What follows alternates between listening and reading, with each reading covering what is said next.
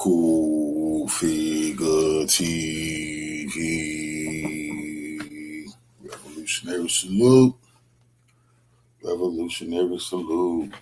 Like, share, subscribe. Welcome to the House of Revolution.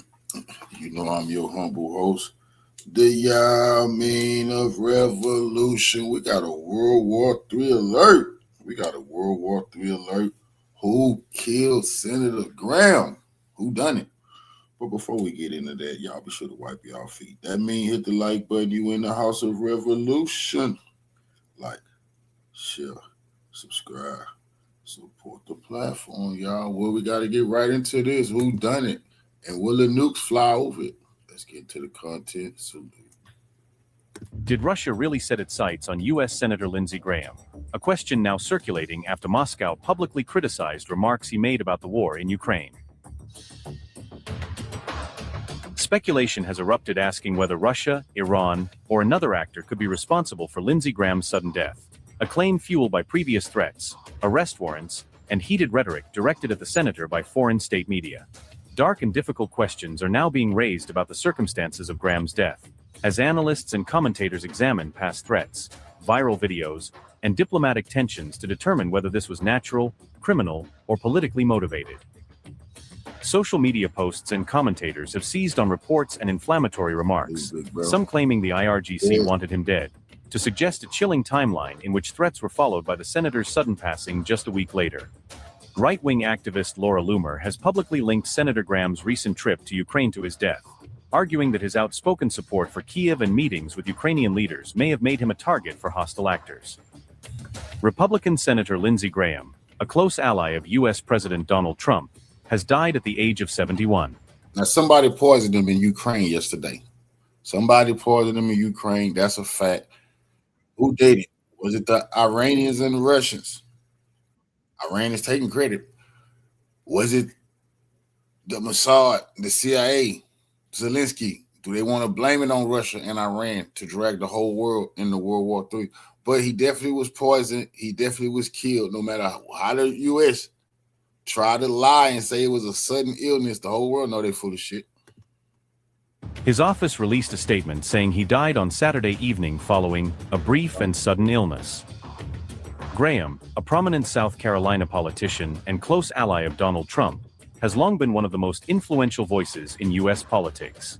He had recently returned from Kiev, where he met with Ukrainian President Volodymyr Zelensky on Friday.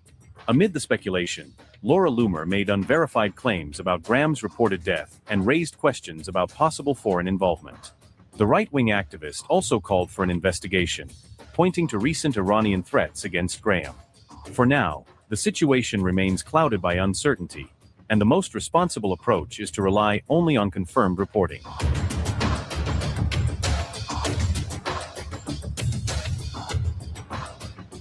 Laura Loomer speculated that Russia or Iran may have been involved in Graham's reported death, but she offered no evidence to support that claim. She also revived an old Russia poisoning theory after the reported news spread, adding another layer of speculation. I believe Putin whacked him like Putin killed John McCain. After John McCain threatened to kill Putin after Gaddafi died, John McCain got a brain aneurysm. He was dead. I absolutely 1000% believe that was the Russians, and I believe the Russians killed Lindsey Graham. They're not playing. The Iranians, they only wish they can do stuff like this. Speculation to the story. Loomer linked Graham's recent Ukraine visit to his reported death, even though no proof has been presented to connect the two events. She further suggested that Graham's brief and sudden illness leaves unanswered questions, though those questions remain entirely unverified. Loomer also raised the possibility. The U.S. can do this too. The U.S. can give a leader cancer like they did Hugo Chavez. You can die of a sudden illness, quickly get you up out of here, but the Russians can do it too. Of an assassination, while pointing to recent IRGC threats as part of her argument. Separate reports said Lindsey Graham experienced chest pain at his Washington, D.C. home after returning from Ukraine. Graham had visited Ukrainian President Volodymyr Zelensky in Kiev on Friday, July 10th, during a closely watched diplomatic trip. Zelensky later shared several photos with Graham on X and thanked him in the caption for the meeting. I'm pleased to announce, as of about 30 minutes ago, we've reached agreement with the White House on a version of the Russian sanctions bill that they will support. It means it's going to become law. So when I get back to Washington, I'm going to go with Senator Blumenthal to the Republican and Democratic leader to see if we can find time to move this Russian sanctions package that would give tools to President Trump to help end this war. The road to ending this war, the road to peace, passes through Beijing more than it does Washington, Kyiv, or Moscow. China has an oversized influence. I'd like them to use their influence for the good of the world. I don't believe Putin is there yet, but it wouldn't take much to get him there. And the sooner we can have a dialogue about peace, the quicker this war is over. I've never been more optimistic than I am today that we have the formula to end this war. Help Ukraine be more lethal. Let those supporting Russia to know it's going to be a price to be paid if you keep doing it. And to try to find an off-ramp, not to humiliate Putin, but to end this war so that Ukraine will thrive and survive. We have a magic moment in time here. In the coming months, if we do this right, increase Ukraine's lethality,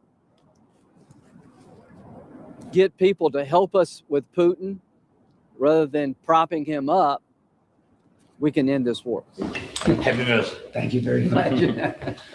Happy to see you. How are you? Good. Older. Older, a little. But no wiser. Good to see you. Thank you. Good to see you. Thank you for coming, Lindsay. Yeah. Got a little update for you here. Yeah. Just tell me when I can talk. But good visit with the president, right? Yeah, I think that we had really a good meeting. Yeah, the I think mood so was too, good, yeah. and we had some very important results. And I think that the decision of President Trump about licenses, positive signals about Patriot licenses, very important. Dead man walking. Zelensky next. Zelensky know he next, man. He ain't getting away with stealing all that money. Didn't think he finna go. Think he finna go have $100 billion stashed away somewhere. He crazy. He next. He ain't getting away from this. Now, the Iranians is saying it's the best news that they ever heard. You know, they just was yeah. That's why it looks suspicious for Iran. You know, Iranians, they clever people. They could have paid some Ukrainian. They could have paid some Ukrainian people doing things for money. Ukrainian hit me in the poison.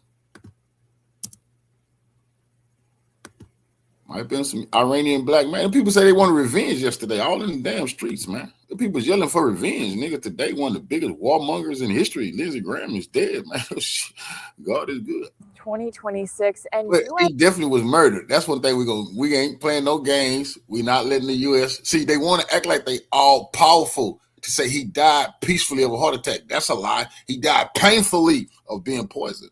Senator Lindsey Graham is dead at the age of 71 from what his team described as a brief and sudden illness. Also notably just after he returned from his latest vanity trip to Ukraine.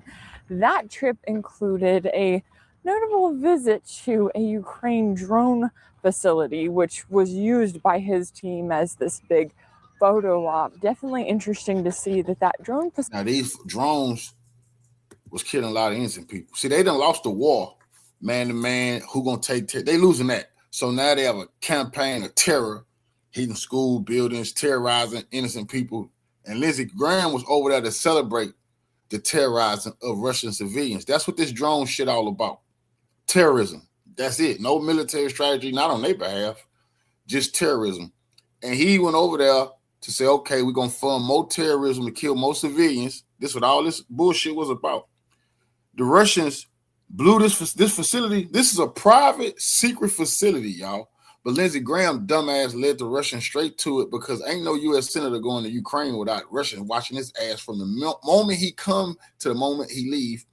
So they bombed this motherfucking facility and blew it up. Big photo op. Definitely interesting to see that that drone facility was then bombed and destroyed by Russia not too long after. So I know that there has been a lot of speculation going on online about what actually happened. We're going to be getting into all of the latest on what we know so far, and we'll be doing all of that while walking on the trail here in Austin. It is just after 8 a.m. local time here. A little bit humid, but not too bad at all. And I will say, waking up to the news that Lindsey Graham was dead was not on my bingo card this morning. That is for sure. Or this year, really. I mean, I know he was 71 years old, but if you saw the video clips of him during his latest tour in Kiev, right, where he was bragging about how he was working to get the US Congress to cement oil sanctions against Russia, where he was also talking about his ongoing support for Ukraine. If you saw those video clips, you would think, oh, he's just fine. There's nothing wrong with him. And so I know that's why there has been a lot of speculation online about the circumstances surrounding his death, especially as you have the reports coming out saying that it was brief, it was sudden, also specifically noting that an ambulance was called to his home on Saturday night after he returned from his trip. And this was a very high profile trip, right? We saw all of the images and videos circulating. It was also high profile in a lot of ways because Russia came in and then bombed the drone facility in Kiev that Lindsey Graham was touring, that he had this whole photo op at. And that was another headline that was a pretty big deal, right? Because from the reports that I saw, there weren't any sirens going off in Kiev. This was not expected whatsoever. It just kind of happened. And so the initial speculation was that Lindsey Graham and his photo. They used an advanced weapon where they didn't give them no, you don't get 10 minutes, you get by 3 before it hit. They didn't have no time. Russia just hit the building. It kind of led the Russians to this drone facility, right? Had been able to give them a heads up, and they were like, oh, you know what, we're just going to come in and take this out, which is what we've been talking about here, right? The fact that Trump can claim that, oh, we're going to give Kiev the license to create their own Patriot missiles and blah, blah, blah. He can do that all he wants to, but Russia's just going to come in and they're going to bomb the facility every single time. And they've shown that they're going to do that. So it's not as if that is going to be some sort of lifesaver for Kiev. But the fact that you had Lindsey Graham on this vanity trip did not come as a surprise to me, right? This is very typical for him. I don't know the exact number of visits he's made to Kiev during the last 4.5 years, but it has been quite a few, right? And he does the whole, sorry, I got distracted and had to pull over. Look, there's this little lookout point here. See, I'm trying to come to a different part of Austin to come and film these videos for you, and I'm hoping that that's not too shaky. Sorry, let me slow that down a little bit. But look at it. It's just a nice, beautiful day here. Humid as hell, that is for sure. I am feeling that now, but honestly not too hot compared to some of the ones that I've gone on. All right, we found the little look at. I did come to a different part of town to come and film today because I realized I'd walk the same trail or versions of it over and over again. So we're branching out a little bit here. All right, back to the trail and back to what I was saying. So Lindsey Graham does this whole kind of press tour. He's bragging about U.S. support for Ukraine. He meets with Zelensky and shakes his hand. That notably happened on Friday. Now, he is supposed to have returned to Washington, D.C. on Saturday, and then Saturday night was when emergency responders were called to his home. They said that he was in cardiac arrest, and then he very swiftly died. Now, I know there's been a lot of speculation online. I do also want to note this man was 71 years old. He was traveling back from Ukraine, clearly spent a lot of time on a train and then a lot of time on a plane after the fact. So is it possible that he could have gotten some sort of blood clot from sitting down that long, that could have killed him? Absolutely. Is it possible that he could have had a sudden heart attack? Yes. All of these things are possible. So while I know there's a lot of speculation, I'm not necessarily jumping straight into that until we have anything confirmed. I just want to note all of the possibilities there surrounding what could have led to his very sudden death. And if you're watching this and going, why do you care about Lindsey Graham? He's just a guy. Well, he's notably a sitting U.S. senator, and he's one who has never met a war he didn't like, right? There's a reason why there are celebrations going on Iranian state media right now, right? Even if the Russians or the Iranians, they need to say that Russia killed them before the Iranians say that Allah killed him. Because regardless, the Iranians were sitting on TV with millions of Iranians saying they want vengeance and saying Allah was going to get vengeance. The man dropped dead. What the hell are we talking about here? What are we really discussing? Because the Iranians said they was going to get him. Then next thing you know, the man dropped dead. So the U.S. can say he died peacefully, no one killed him. Well, the man dropped dead. Is that called karma? The people say they want their revenge. Them people been praying for his death. I believe the Russians killed him, but the Iranians could say whatever they want. Because they could say this was their prayers answered. And who can say it wasn't? Why they are rejoicing about Lindsey Graham going to hell, essentially, because this is a man who wants killing everybody in the Middle East, all the Russians, all the South Americans, taking over Africa. That man been the main fucking one when Trump was just having Trump Towers. Lindsey Graham was talking about conquering the motherfucking world. Him, John McCain, Joe Lieberman, them three bastards, all of them dead. He was the last one. That's a fact. This man been death and mayhem all over this goddamn globe. The whole world said, I ain't seen a good remark about this bastard yet. The whole world is celebrating the death of this goddamn dictator, Lindsey Graham. And they know he was murdered. Wanted everyone else's sons and daughters, and he was very proud and outspoken about that. He wanted them to go fight and die in more endless wars for the U.S. military-industrial complex at the end of the day. He did not shy away from the reality that he was promoting. I mean, I remember when he sat down with Zelensky and he was bragging about the fact that Russians were dying, saying it's the best money we ever spent. Now you are free. Yes. And we will be. And the Russians are dying. It's the best money we've ever spent. And this is something that I'm sure a lot of the hawks and the neocons in Washington, that they think. Who ain't forgot that man sitting up there smiling and talk about the best money that America ever spent was killing Russians? Are you crazy? Him and John McCain both played with Putin and died mysteriously. It ain't a mystery to me what happened to him. He bragged about killing Russians. His last trip on this world was to go threaten Putin, and then he got whacked. That's a fact.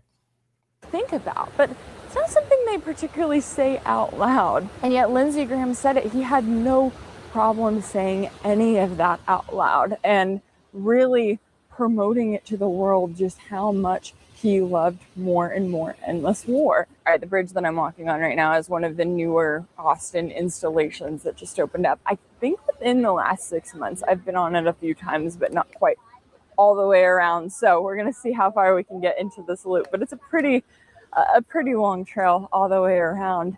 And yeah, so watching these updates about Lindsey Graham and watching the rejoicing around the world, truly, I mean, this is a guy who one of his final acts was not just to be in Kiev talking about Ukrainian drones and promoting this war and promoting the ongoing war, but it was also to take a step further and to announce that he was working on new oil sanctions against Russia. We've reached agreement with the White House on a version of the Russian sanctions bill that they will support.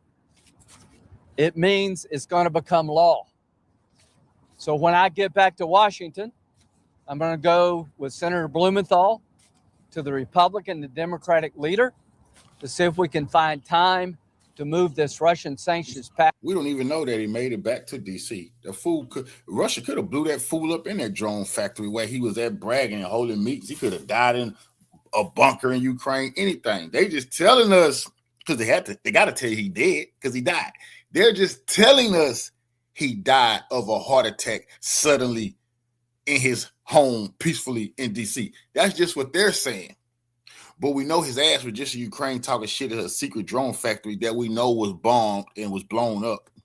Package that would give tools to President Trump to help end this war. Right, wanting Congress to take that step. And the reason why he's talking about Congress is because he's wanting to get that so cemented in that there's nothing the president can do about it, because that has been one of the big concerns among those members of Congress who are so supportive of these endless wars, has been that a president will come in and do what Donald Trump promised he would do, right? That a president would come in and try to end the endless wars. And that's why even with Trump in this position where he's negotiating back and forth with Iran and saying, yeah, I'll lift the sanctions. Well, there's only so much he can do as president when you have Congress in this position where they have done everything they possibly can to cement these sanctions against Iran and to make sure that they will never go away. All right, the joke is on me here because anytime I talk about how humid it is and I'm like, it's not that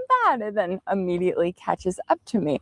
So we have this news coming in, and now all of this comes as you've had all of this speculation over another senator, Mitch McConnell, and whether he's alive or not, which we still don't have any confirmation on that. And there's been a lot of eerie silence there, so much so that one of the final sound bites we have of Lindsey Graham is him joking about how he's going to go talk to Mitch McConnell. Like, that's how recent and kind of bizarre all of this is. And it's funny because I really don't cover a lot of U.S. domestic news. The only reason that I'm talking about this is because of the foreign policy implications that it has, and just the fact that it's, especially as you do have all of these questions over what happened to Lindsey Graham. I know there's even speculation that, Iran got him, or that in this case, Russia got him.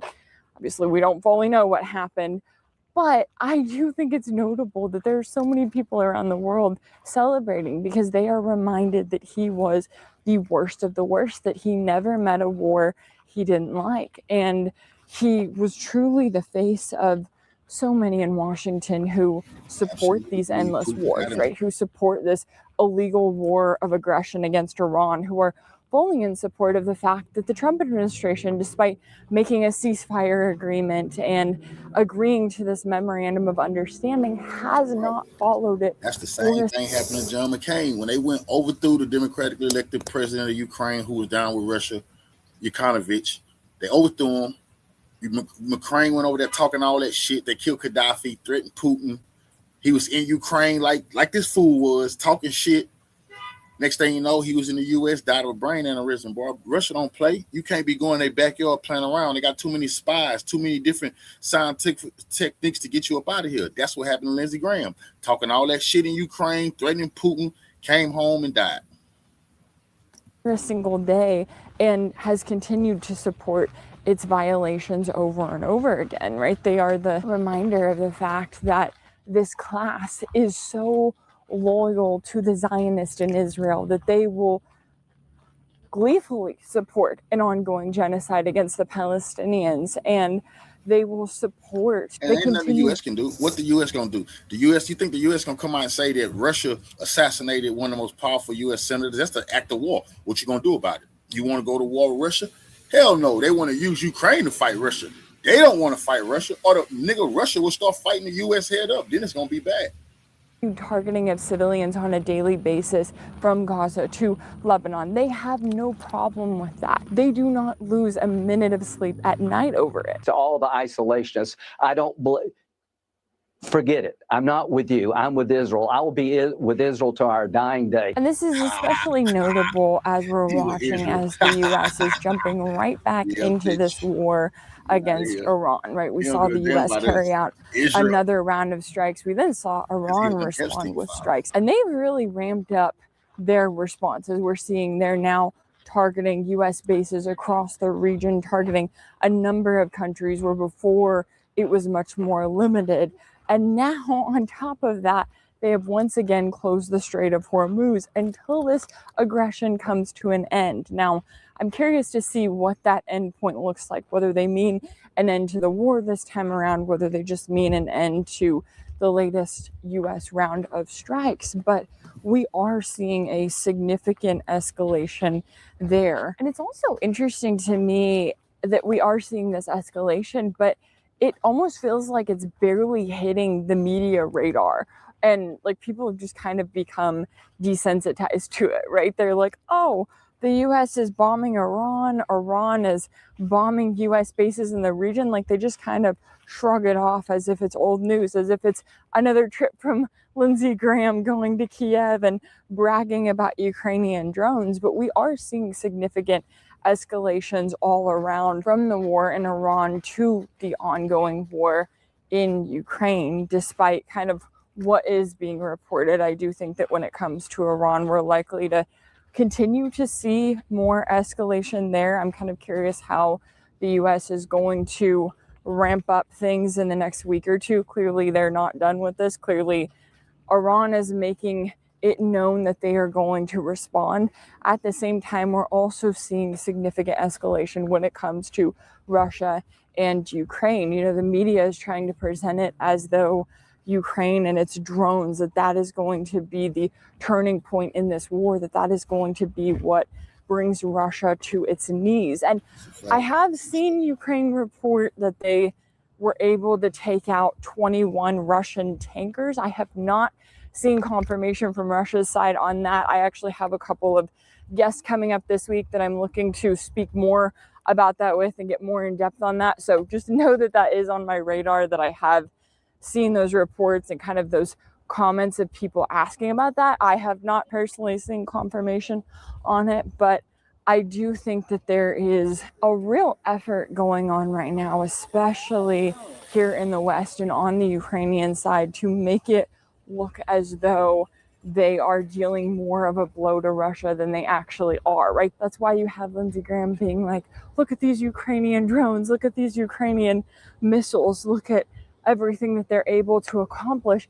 It's not because that's about the actual war, it's because that is about the propaganda war, and that is what he is working so hard to promote. And one of the common themes, in addition to the fact that you have all of these pro-war politicians making more and more money off of these endless wars, is of course the fact that the US is not faring well in any of these conflicts. I mean, when you look at it, you look at Iran, and I know that the US is trying to play the long game here. They're trying to continue to target the Iranian economy and the Iranian people, and hoping that one day, maybe someday, eventually, the Iranian government is going to fall, or at the very least is going to agree to US demands. Well, that does not appear to be happening anytime soon. The US is not making any significant progress on that front. In fact, they're uniting the Iranian people to stand against the US. We saw that this week at the funeral procession for Iran's former leader who was murdered by the US.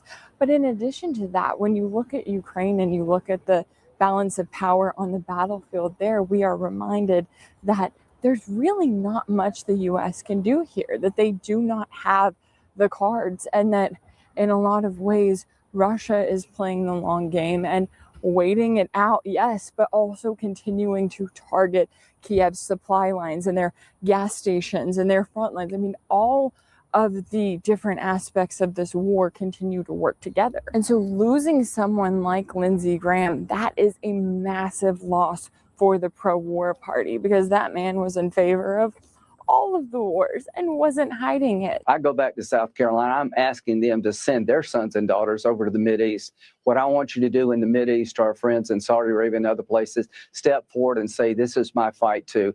I join America. I'm publicly involved in bringing this regime down. And so the U.S. is in a position where they are only going to continue to become more and more desperate. And that desperation continues to grow when you lose someone like Lindsey Graham, such a massive cheerleader for the pro-war party. And doesn't tell you everything you need to know about someone when they pass away. And the people who are mourning them are the people who were promoting these endless wars around the world, right? The people who were supporting the targeting of civilians in other countries, and the people who cheer, the people who celebrate for that person being gone, are the people who he was actively targeting, with his policies, with all of these endless wars that he was promoting. That tells you everything you need to know. So I can already tell while it's Sunday now, it is going to be a busy, busy week here. I'm always so grateful to y'all for coming along with me on my morning walks here, for staying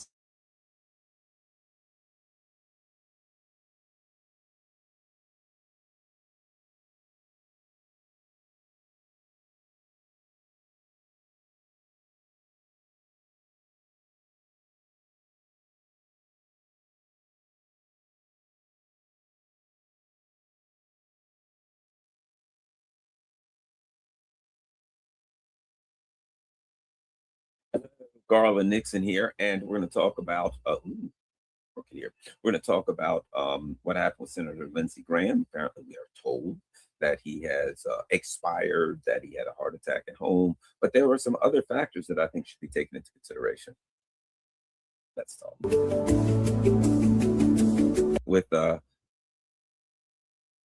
let's see, Biggie and Tupac about that. But no, all jokes aside, I should be back by like Wednesday. I am out of town right now, but let's talk about what's happening as far as the news. The big one is Lindsey Graham.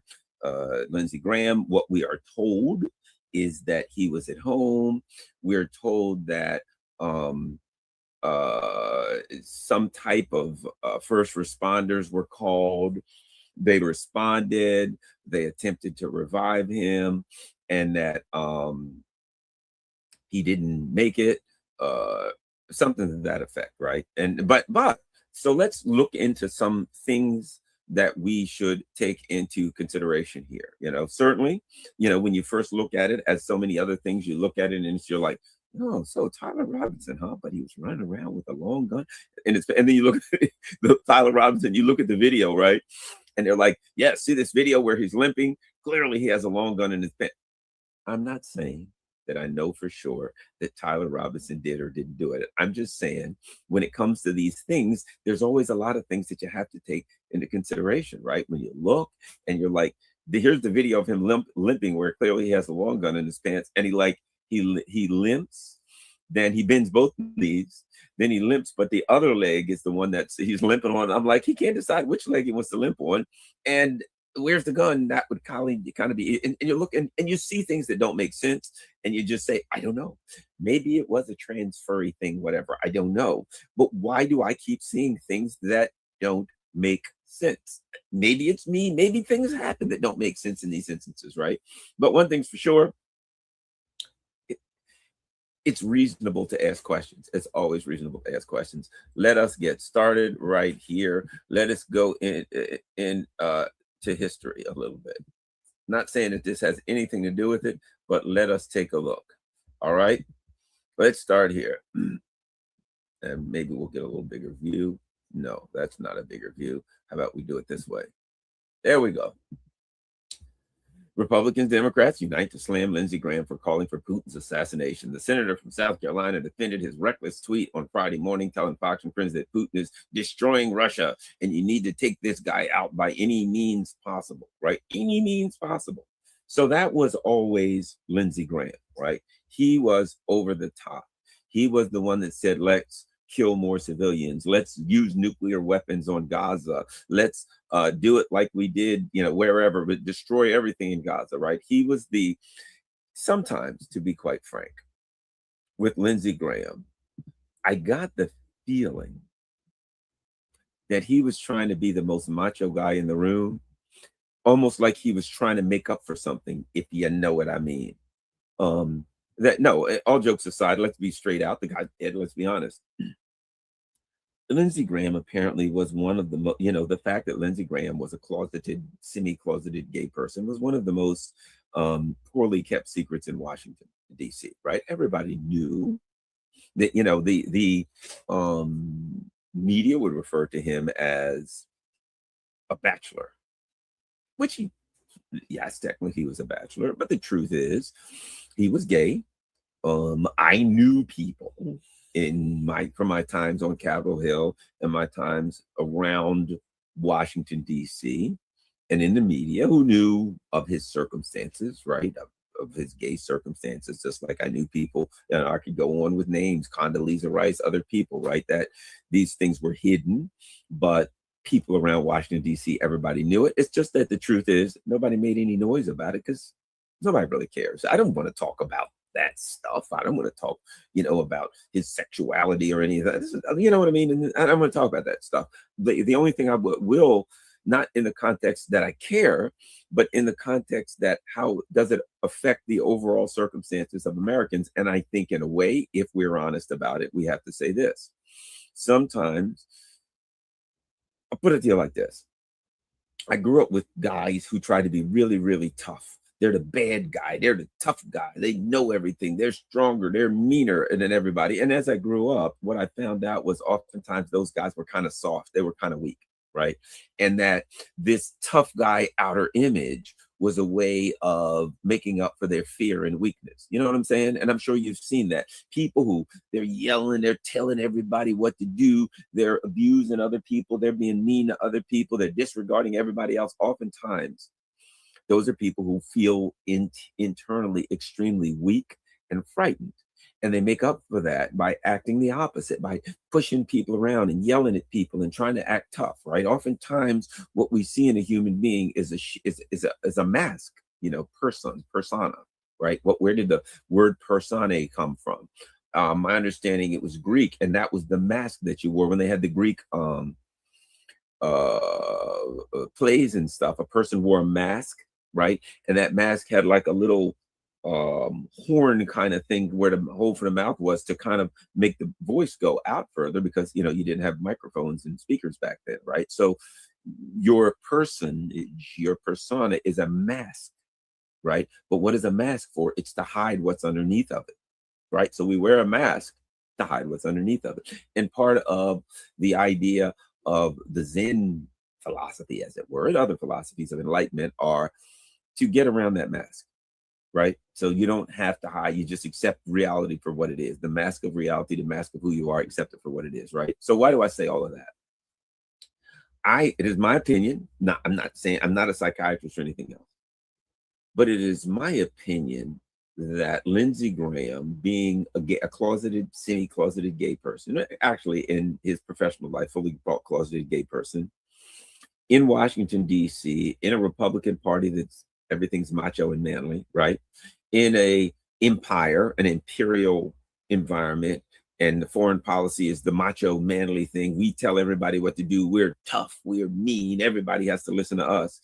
That was the actual reason for Lindsey Graham's over-the-top, violent, really just murderous statements about killing other people and blowing up other people and destroying other countries. And at times you'd listen to Lindsey Graham and you'd say, man, he is the loudest voice in Washington, calling for every kind of war and abomination that you could imagine. And you'd say to yourself, what kind of a person does that? I think what we were looking at with him was a person who was horrified that the reality that he was gay would become public, and that he used the mask of the meanest, toughest, baddest ass in the room. I'm a badass. You know what I mean? That was him. I'm a tough guy. I think he used that to cover the fact that he was a gay person. I really believe that, number one. And it's just my evaluation. Take it for what it's worth. It could be right. It could be wrong, right? But you go backwards, and he called for the assassination of Vladimir Putin, right? A while back. Hey, Putin, we should take him out. And then he said, here's what's interesting. What he said was this, if we go back to it, he said something to the effect of, here's what he said. Putin is destroying Russia, and you need to take this guy out by any means possible, right? So he's saying, but what's interesting is, when they started reporting on it, what the mainstream media reported over and over again was that Lindsey Graham, now they changed it. Let's look at it a different way. What they're saying, the mainstream media, you could tell they were trying to hide it. Listen to this. Lindsey Graham calls for Russians to carry out a Julius Caesar style assassination of Vladimir Putin. Is there a Brutus in Russia? No, no, no, no, no, no, no. I'm not saying he didn't say that. But you just heard the other and read the other thing. He said, you need to take him out. He's destroying Russia. And you like, okay, granted, 86% of Russians voted for him, 87%, whatever it was. The Russians overwhelmingly love the president, which they have a right to. He's their president, right? And he's saying he's destroying Russia, but the Russians don't feel that way. Interesting. Oh, well, but we do. Well, by destroying Russia, what Lindsey Graham means is we want to steal all of their oil. We want to steal all their natural resources. We want to steal everything they got. And he's destroying our chance to do that. So you just kill someone. Look what they did country after country where they just kill or kidnap the leader so they can take whatever's in the country. That was the plan. Unfortunately for them, Russia's a very powerful country and they're not going to be able to do that, right? So we start historically. Oh, Putin's going to get it, and we got to take him out. And then the Russians responded. You know, they called him a terrorist, and they said, you know, he should go to jail. And they put out a warrant for his arrest in Russia. Things of that nature that would be expected from a country to do when somebody, a superpower or world power, when someone threatens their leader. Right? That's expected. Now, let's look at something further. I find this interesting. Here's what happened Saturday, by the way. Right? U.S. Senator Graham visits drone production facility during Ukraine trip. Right? There he is.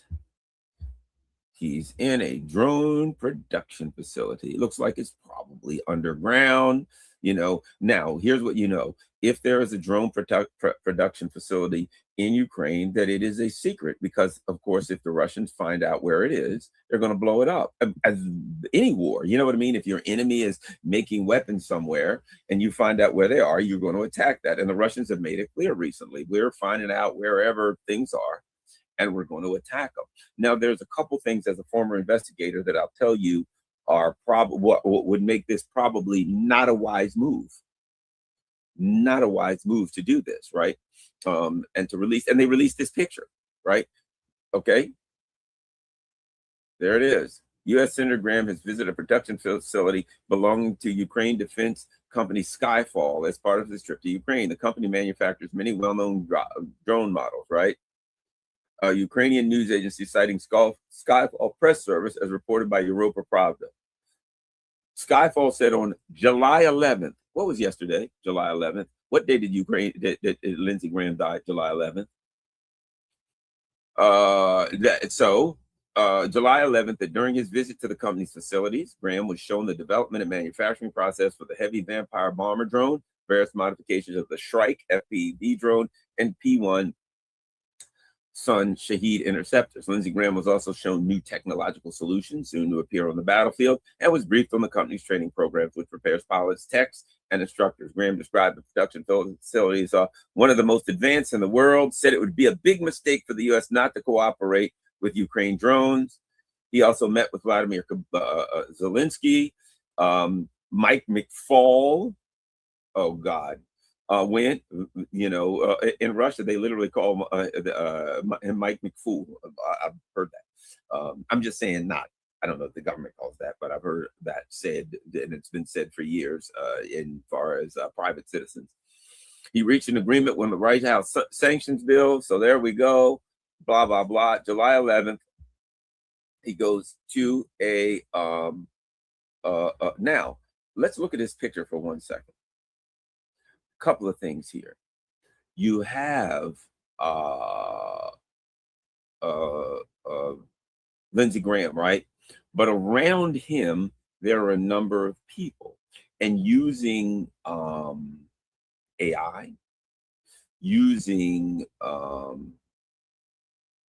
what you may, I mean, you could call it AI, using various computers, using things like that, enhancement techniques, photo enhancement techniques. You can look at this picture. Okay, if you are, like I said, I put on my investigator shoes and I can say, here's what I want to do. I'm going to figure out everybody's there. Now, the likelihood is that there are cameras around Ukraine that are taking pictures of people in Kiev, that likely there are video cameras that have been hacked into by the Russians, all kinds of things. And what do you use? You use facial recognition software to figure out who everybody is. So what do? You look at this crowd of people that's been released around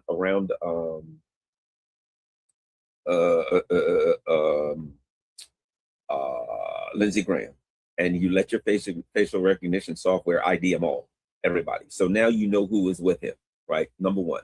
Number two, that probably at least some of these people, their phones were compromised, right? Now, figuring out who everybody is around him, you also see who their circles are. You got AI software that does that. Who's around them? You figure out all the people and you see who's around them. Do you have any spies around them? Probably some of them. Do you have any other phones compromised? Probably some of them, right? And so what do? You as many people as you can, you ID them. You see how many phones of those people you have that are compromised. Clearly, some of them will be, and then you track them all day, and you find out where they all came together. And you have people on the ground who go look, see what they see. And then you use all of these things to figure out exactly where that drone base is. In fact, I would argue some phones were probably compromised to a point where they could find out exactly where that drone base was. Probably picture taken, you get the picture taken, you get the metadata out of the picture, etc. So here's what it appears to me. That a couple of things could have happened. Number one, he's at that drone base. They know now all kinds of phones are compromised, which means they're listening to conversations, etc. And they know there are people going to a secret drone base. They know that there's VIPs going to a secret drone base. Number one. Number two, here's a guy who at some point threatened the life of Vladimir Putin. Not saying that they knew he was there or didn't know he was there, but look, the United States is supporting and facilitating these drone attacks on another country, and the other country is going to do whatever they can to stop those drone attacks. They've hit generals, they've done assassinations, they've made attempts at very, very high levels. If you are the Russians, not saying that they would necessarily target Graham, or they wouldn't, I don't know. But I'm just saying, why would you say I'm not going to hit it because he's there? What you're going to say is, it is my duty to protect my country. I have found the secret drone base. I'm going to target it. I'm going to have the entrance. I'm going to have whatever the case may be. Now, the VIPs could be coming. They could be going. They could be there. But as soon as you learn the location of that base through most likely compromised phones and things of that nature, and spies, a combination of compromised phones and spies, as soon as you learn the location of that drone base, you are going to target it, and you are going to do everything you can to eliminate that drone facility. It looks like a very sophisticated drone facility. By their own admission, it's one of the most sophisticated drone facilities in the world. Let's read that again. Why would the Russians want to take out that drone facility, right? Why would they want to take out that drone facility? See, there's drones. What do they say?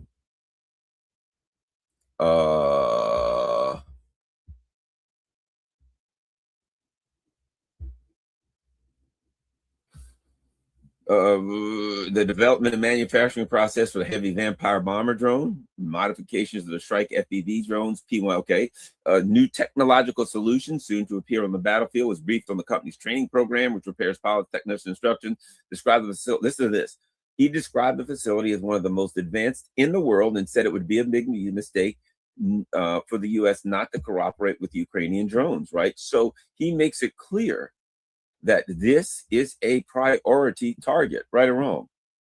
He makes it very, very clear. What we're looking at is a priority target. And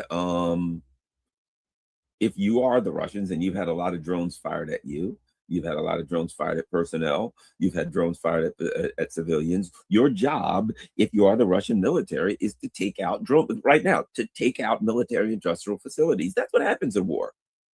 And if you get intelligence, right, and your intelligence says we got one of the most advanced ones in the world and it's big and we know where it is right now, you know, if they find out that you know where it is, they can move the stuff, they can move the technology, they can move important stuff, they can take action to avoid an attack if they find out you know it. So as soon as you know it, you can't wait around. That's why I think it's a possibility. Is it a coincidence that he was in Ukraine? How long does it take to fly to Ukraine? He's in Ukraine, hanging around, walking around, looking all wide awake and good. Yes, sirree, I'm in Ukraine. Look at that, a drone. Oh, man, drones over there everywhere. Look at the tech. This is fantastic. He's looking good. And the same day, I would think, to be quite frank, that if you're in Ukraine in the afternoon, you're going to fly back from Ukraine to the United States and then go home and have friends around later that day. First of all, what time did he leave? When I went to Moscow, I know it was now we had a long flight, which was like 15-hour flight or something, but you know, we had to fly to Turkey, which was 9 or 10 hours, and then another 4 hours or so to Moscow, right? So let's say 13 hours. Okay. But if you're flying military, you know, you don't have to do the stops and all that stuff. So let's give him 9 hours. 9 hours. Let's give him 9 hours. Okay. My understanding, it was around 9 p.m. that this happened, right? So that would be 9 hours before that would be noon, right? But there's a problem with that, because if we say, my understanding, maybe I'm wrong. Let's look a little bit closer. This is important.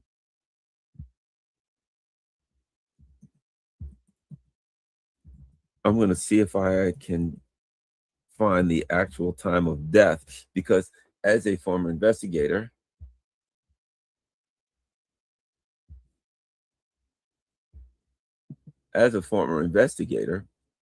timelines are something that you use. So we're going to use that. Saturday night from a brief and sudden illness. Okay. A term I heard was 9 p.m. Let's go with that. They said Saturday night. Let's say let's go with 9 p.m. I saw that. I don't know for sure, but okay, let's say it's 9 p.m. Let's give them 10 p.m. Let's make it later, 10 p.m. Okay, so let's do 9 hours before that would be 1. That means that he would have to take off at 1 to get back to the U.S. at 10.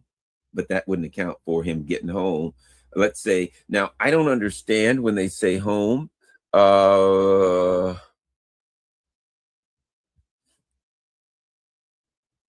It doesn't. Capitol Hill. Okay, right. There we go. His Capitol Hill home. Okay, great. We know that. So usually these military bases land at Andrews Air Force Base. So to get off the plane, if the plane's going to land, then you got to get off the plane. Then you have to get into a vehicle. In this instance, you know, a black car is going to take him home. And on a Saturday night to get to Capitol Hill, a lot of traffic in DC, beautiful Saturday night, a lot of traffic coming in. You're probably looking at, let's go with 40 minutes. Let's go with 40 minutes, right? So the plane lands, okay, then by the time you get off the plane, that's say 10 or 15 minutes. You get in your car, you say your blah, blah, blah. So let's give an hour. Let's be generous, probably more, let's say an hour. So probably an hour, being generous, the shortest amount of time I can come up with. From the time that he got off the plane till he got back would be about an hour. That means if he died at home at 10, if he died the second he walked through the door, that means the plane would have had to land at 9, right? That means it would have had to leave at noon, our time. I don't know what time that is. So it would be, the timeline is a little odd, you know. I think they're 7 or 8 hours ahead of us. So that means he leaves like 8 o'clock at night. So I don't know. Just the timeline is weird to me, that he's in Ukraine. He's at a drone factory. a very dangerous place to be. The last place you want to be in Ukraine is in a drone factory. They broadcast how wonderful this drone factory is or whatever. Sometimes after that, that got out afterwards. I'm sure they didn't say anything while he was in the drone factory, but if he was in there, I'm sure there was a lot of phones, there was a lot of technology, computers, emails, things like that were vulnerable, that were likely compromised by Russian intelligence and Russian technological abilities. There was so many people there. There was too many people. You had a huge crowd of people. Within that crowd, the odds are overwhelming. Let's look at that picture again. Let's look at how many, let's look and see at the crowd that they show with him, right? Let's take a look at that and see how many people were with him, right? Let's take a look. In that crowd right there, let's count them. 1, 2, 3, 4, 5, 6, 7, 8, 9, 10, and I see more people than that, right? So let's say there's a minimum of 11 people with him, but probably 3 or 4 more. But okay, let's go with 11 in Ukraine. The odds that out of that group of 11 people, someone's phone was compromised in Ukraine was probably about 100%. The odds that some of those people were Russian spies, we've heard it said that not a blade of grass moves in Ukraine without Russian intelligence already knowing about it, right? So the odds are 10, 11, however many people gather together and they go to this drone factory. It could have been hit while he was there. It could have been hit as he was leaving. Could have been another spot he was in that got hit. But whatever the case may be, shouldn't we be suspicious that the guy? But think about this. Forget Ukraine or anything. Garland is in a war zone, a very dangerous war zone, in one of the most dangerous places in the war zone, a place that we know that the adversary has said, I will target that place anytime I get an opportunity. If I find that is, I would argue that drone factory would be of the highest priority for Russian targeting. Wouldn't you think so? Right now, if the Americans had a drone factory in the Middle East, or the Iranians had a drone factory, whatever the case may be, if there is an adversarial condition, and one person finds that the other person has a drone factory. In fact, what did the Iranians argue that they just attacked? They said they attacked a hangar full of MQ-9 drones, and they said in Jordan, and that there was a command and control center for drones, and they said they attacked that. Why is that? Because drones are a problem. And if you find out where they are, you got to try to take them out. That's what's going to happen. Always, always, always. The U.S., if they knew where, they're like, we attacked Iranian drone factories and drone manufacturing. That's what you do. So it's not a good idea to go into a war zone. But if you're in a war zone, it's an even worse idea to go to a drone factory. So to me, when you put it all together, Lindsey Graham went to a war zone. He went to a drone factory, and he died the same day. I am suspicious. I don't know anything for sure. Here's a question. Will there be an open casket? What will the funeral look like? Will there be an open casket? Will there be a casket? Will they tell us that he was cremated, that he desired to be cremated? He, didn't want to, was there anything left of him? Did he get blown to smithereens? I don't know. We don't know that, but I think we got to write. Now, when I say ask those questions, here's what I mean. Amongst ourselves, because if the government was going to tell us the truth, they'd already tell us. So we don't know that for sure. But I think amongst all of us out there, the alternative media, I think it is valid that we say that's a possibility, and that as bits and pieces of information come in, that we look at those bits and pieces of information and try to put them together, just like we did, be it with Tyler Robinson or whatever the case may be, and say, it would be tremendously ironic, right? And, an instance of karma when Lindsey Graham was one of the guys who pushed for the overthrow of the Ukrainian government. What did he say? What is he famous for saying? To the last Ukrainian, right? Let's see. Lindsey Graham, I'm searching. Fight to the last Ukrainian. I'm going to search that.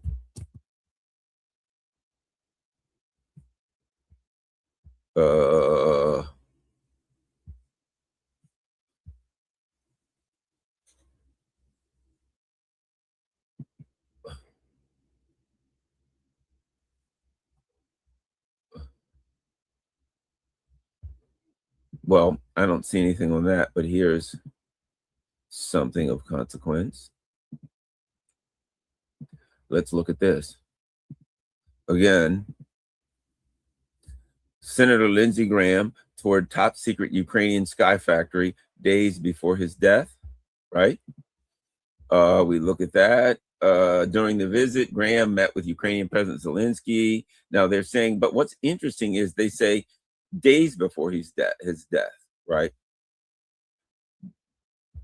But when you read the article appears to say that it was July 11th. I don't know. Maybe it was days before his death, but I just think it is consequential that he's in drone factories and suddenly he's gone. Let's keep a lookout. Let's see what we find.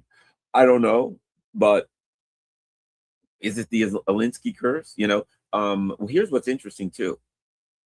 Mitch McConnell hasn't been heard from lately. Mitch McConnell apparently was rushed to the hospital or something, and we're hearing that he's alive, but there's evidence that Mitch McConnell might not be alive. And again, you got all these people that are 90 years old and, you know, in Congress, so these things happen. And they appear to be trying to hide that Mitch McConnell may have died. Lindsey Graham, within days, he tours top secret drone factories, and suddenly he dies of an unexplainable illness. Suddenly, a lot of people going down. And let's keep our eye out. You know, the old saying, these things always happen in threes. Nancy Pelosi, Hillary Clinton. I don't know who's, you know, who's next. But the reality is that when you live your life calling for war constantly, when you live your life constantly saying we must bomb, we must nuke, we must attack, we must overthrow, when you have a vicious, violent, angry sneer on your face and you're always calling for the death of innocent human beings, you know, when you pass away, people are not going to be crying the blues. And I think that's where we are now. We're in a situation where Lindsey Graham has passed away. And if you go online, you'll see people, you know, dancing on his grave already, you know, rhetorically speaking. You'll see people already saying, I'm glad he's gone. One of the things that I think is going to be interesting to watch, let's keep an eye on this. Just about at the end of my video, and I'll just put it like this. One of the things I think is going to be interesting to watch is he was a man who was known for his calls for violent action. He was a man who was as pro-war as any human being you'll ever see. What is it about these South Carolina people, McNamara, etc.? Could it be they've got that? What is that? I mean, like the craziest warmongers come out of that. There is a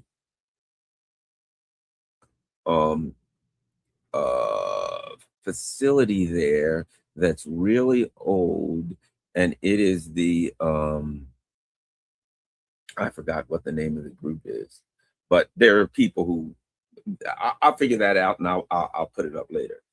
But there's some history in South Carolina as to why maybe they keep putting out these lunatics and kooks. Let me see if I can find this. Give me 1 second.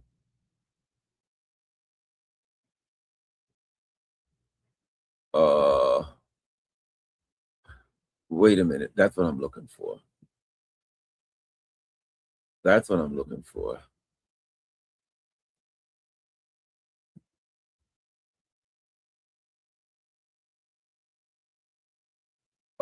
There's a history. And there are people who argue. I don't know that much about it. I'd have to look into it more. and that is, this is well known, South Carolina, ancient Freemasons, right? Most worshipful Grand Lodge of ancient Freemasons of South Carolina, right? And that supposedly, you can look it up yourself, some kind of a real well-known historical Freemason like foundational facility. And there are those who argue that the Lindsey Grahams and the, McNamara's and other crazies that come out of South Carolina are generally connected to their history of being like a hub of Freemasonry. I don't know if that's true, but I'm just saying I have heard that before, and you may want to look into that yourself. We all know the history of many of us of the Freemasons, and there are great questions about that particular organization. I don't know. They could be wonderful. They could be terrible, because I don't know the history about them, but there are a lot of people who are very suspicious about that particular group. So you may know more than me, and whatever you have, make sure you share that information. But whatever the case may be, I think we're in a situation where we just have to be wary when we see these things of the official story. We have to keep looking into them, and we have to share them with each other. All right, well, that's it for me. Thank you very much on a Sunday morning, all 2,418 of my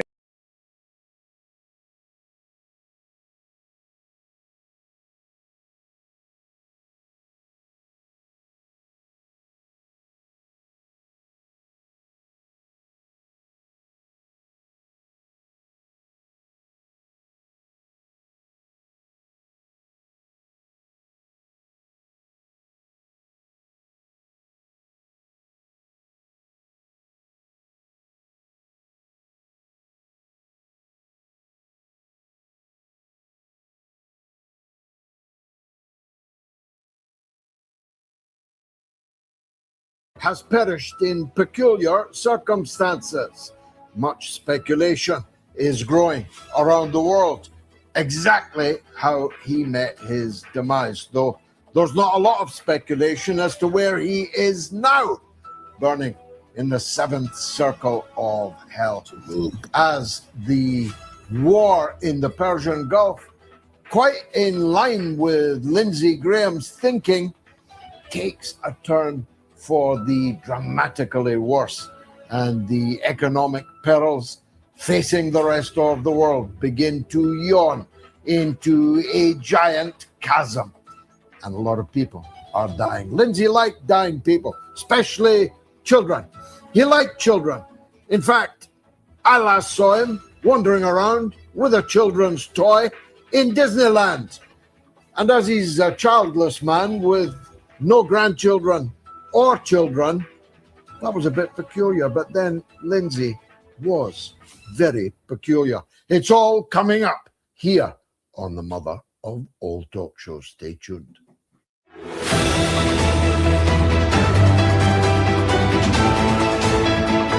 Times in quite extreme circumstances.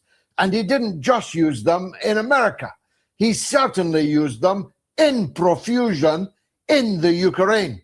And many people are wondering just exactly why a man who looked hell of a healthy, shaking hands with Zelensky not once but twice in the 48 hours before his death was announced in Washington, D.C., how a man who was touring a secret drone factory and handling the phallic drones as if they were something he frequently dreamt about, which, come to think of it, is quite possibly the case.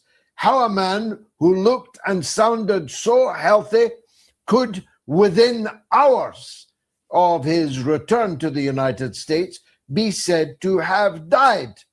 Did he die from a short illness?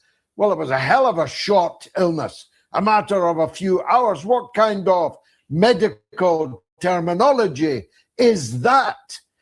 Did he die of a heart attack? Which again, briefly, was the line coming out of Washington. Did he have a history of heart disease? Most people were extremely surprised to learn that Lindsey Graham had a heart at all. Did he die in some sex game gone bad, auto asphyxiation, or the kind of things these people do? Did he have particularly rough sex somewhere in Washington or in Kiev? Did that contribute to his untimely demise? He was only the same age as me. I don't do any of those things. So you can expect to see me again on Wednesday. But only God knows at the end of the day. Although Laurie Loomer, you know him, the American YouTuber and social media scribe, he thinks it was the Russians what done it. Other people are saying it was the Iranians what done it. Nobody's saying it was Donald Trump what done it. Although if you ask me, Donald's quite lucky to get Lindsey Graham out of his hair. However much, maybe diplomatically, maybe there were fake tears that Donald was shedding on the television about the death of Lindsey Graham. That's what he said, after all, about the 35 million mourners of the Ayatollah Khamenei. Maybe they were fake tears. Well, maybe Donald's were fake tears, because as he pointed out in that same address, he is very determined to end the Russia-Ukraine war, and very quickly. As for Lindsey Graham, he said, I think he was rather more in favor of keeping the whole thing going. So Donald's not as stupid as he looks. Donald knew that Lindsey was definitely bent on keeping the whole thing going. All for Israel, of course, because as Lindsey Graham, in what will be his epitaph, pointed out, I'm not with you, he said, addressing the American people. I'm with Israel until my dying day. Well, that dying day has come, and he went out, as Netanyahu himself said, also with a bit of tears. Maybe they were fake tears also. Who knows in this hall of mirrors? But Netanyahu, just thinking, Lindsey Graham, hall of mirrors, oh my God. The Netanyahu said that Lindsey was his great personal friend and was undoubtedly the best friend of Israel in America. That's what he used to say about Donald Trump, but now it's Lindsey Graham. Who knows? It's an extremely mysterious thing. But I make no apology for saying, and I don't normally speak ill of the dead. I spoke fondly of Miss Anne Widdecombe following the foul murder which ended her life at the age of 78 just the other day in quite widely appreciated tribute. I don't automatically hate my political enemies. In fact, I sometimes hate my political friends more often than I hate my political enemies. But that's just me. Perhaps it's the Scottish in me. But the idea that Lindsey Graham should get a free pass just because he dropped down dead, sorry. Lindsey Graham is responsible for the shedding of the blood of millions of people. He enthusiastically was a foghorn for the American-British invasion of Iraq. Invasions everywhere. Funnily enough, I've just been looking back at the videos of him at the time. He was much more fresh-faced then, of course, as we all were. But Lindsey, face contorted with hate, was telling us that Iraq was brimful of weapons of mass destruction, of chemical weapons, biological weapons, and was only weeks away from developing nuclear weapons with which they would threaten the United States itself. And if all that sounds familiar, well, just change one letter, Q for N. That's exactly what he did to help pave the way for the American-Israeli invasion of Iran and the slaying of thousands of people, most of them women and children. many of them small school children, murdered by tomahawk missiles, not one but two, or maybe three. Lindsay said that was cool. In fact, Lindsay advocated for the use of nuclear weapons to stop Iran getting a nuclear weapon. Work that one out. In fact, that wasn't the first time he'd called for nuclear weapons to be used by Donald Trump. He wanted them used in the Gaza Strip. Physics was not his strong point, you see. He didn't realize that the Gaza Strip is only 12 miles. And after 12 miles is Israel, that he was with until his dying day. He didn't know much about weather systems. He didn't know that dropping a nuclear bomb on Gaza would make Israel, his love, completely uninhabitable for the rest of time. So science, logic was not his strong point. No, his strong point was blood-curdling hate and hysteria against Israel's enemies that he worked tirelessly to make the enemies of the United States of America. He never even visited South Carolina. He couldn't give a toss about South Carolina. And I'm willing to bet that the voters in South Carolina, in what I hope will be a special election held very soon, will make clear exactly what they thought of Donald Trump and J.D. Vance's eulogies to the departed Lindsey Graham. I've probably spent too much time on him, so let me turn to Mitch McConnell. Where is Mitch McConnell? He did. Where is the other blood-soaked Republican politician, the senator for the great state of Kentucky? He's dead also. But like El Cid, they've strapped him onto a gurney and are keeping him there, artificially alive. Why? Because definitely in his case, I don't know about South Carolina.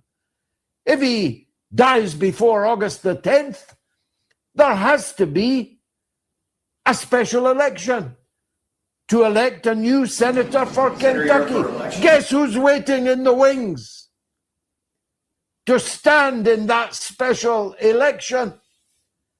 Thomas Massey, the man that Israel spent $32 million to defeat in the congressional seat primary just a few months ago. Thomas Massey is one of the most popular men in America. If Mitch McConnell is declared dead as opposed to just being dead, a dead parrot, then Thomas Massey is not just back. He's leapt from the Congress into the Senate and maybe into pole position as a candidate for president in a couple of years' time. So they're pretending that McConnell is still alive, even though he was taken out of his house in an orange body bag, very slowly, by the medics, none of whom were pumping his heart or feeling for his pulse, for that pulse had long disappeared. That's the America that we've got today. That guy who's been brain dead for years is still drawing his Senate salary, even though he's brown bread, all to cheat the electors of Kentucky. Well, I hope that's not going to work. I hope the American doctors are more ethical, have more integrity than that. I hope the American system, such as it still exists, such as it has survived the depredations of Donald Trump's assault will not allow that to persist for very much longer. Why am I interested in that? Because that flips the Senate, you see. That means that Donald Trump, never mind in November, is already impeached. Now, of course, there's no guarantee that you'll get the 2/3 majority in the Senate required to remove him from office, although every plunge in the public opinion polls is going to make it much more likely that Republican senators will read the writing on the wall and cease their backing of their physically and mentally impaired president. What's the odds on that, by the way? What's the odds on America having 2 zombie presidents in a row? Joe Biden, he looks like a spring chicken compared to Donald Trump now. Trump's hands and arms are turning blue. His cheeks turning blue. His ear is turning blue. Not the one that was shot. That's still in pristine condition. You remember that in Butler? What happened to that case? Why don't we know anything about the guy that fired the shot? Well, we do know that the furries are on trial for murdering Charlie Kirk, even though, to my mind, Candace Owens has already declared that trial null and void because she's found that Charlie Kirk was murdered by a Rode microphone, one of those ones they clip on to your shirt. I'm going to be much more careful. My wife pinned this on. She's the only one I'd allow to pin a microphone on me nowadays. Charlie Kirk's widow and the rest of America, or at least right-wing America, are still determined to blame the furry, the what do you call them, the trans campaigner. Forget his name.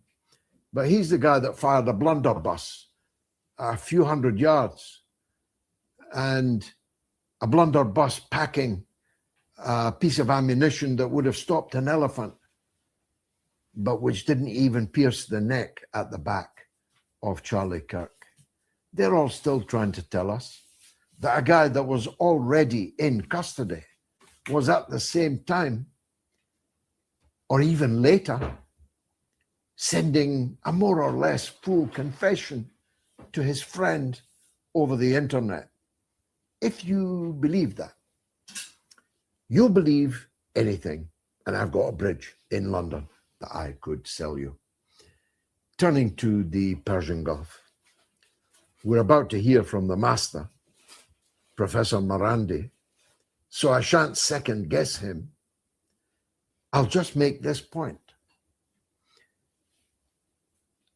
When Marco Rubio said today that the goal of the war was to return the status quo ante, that is to say, the status quo which existed before last summer when Donald Trump launched the war, I thought either he has taken leave of his senses or I have. Are you telling us that all these people have died? All this money has been burned?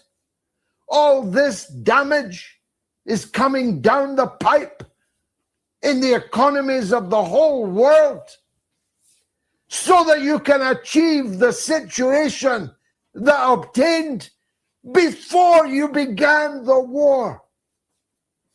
How is it possible that sentient human beings can go on camera with a straight face and make that case? First of all, it was about regime change. Then it was about nuclear weapons. Now it's about turning the clock back to the situation that existed before the war. Why are people putting up with this? Why are journalists and broadcasters? Why are foreign politicians if not American politicians, not highlighting this? Why isn't the European Union saying, wait a minute, you want us to support a war to take us back to the situation that existed before you began the war? What kind of war aims are these? Why isn't the so-called media, people who are paid to analyze and to report and to polemicize about such matters, are silent about it? For to be vocal about it would call into question how it was that they began this entire affair by cheering Donald Trump's war on and lying about the reasons for it. Professor Morandi, coming up right now. Stay tuned. It's the mother of all talk shows.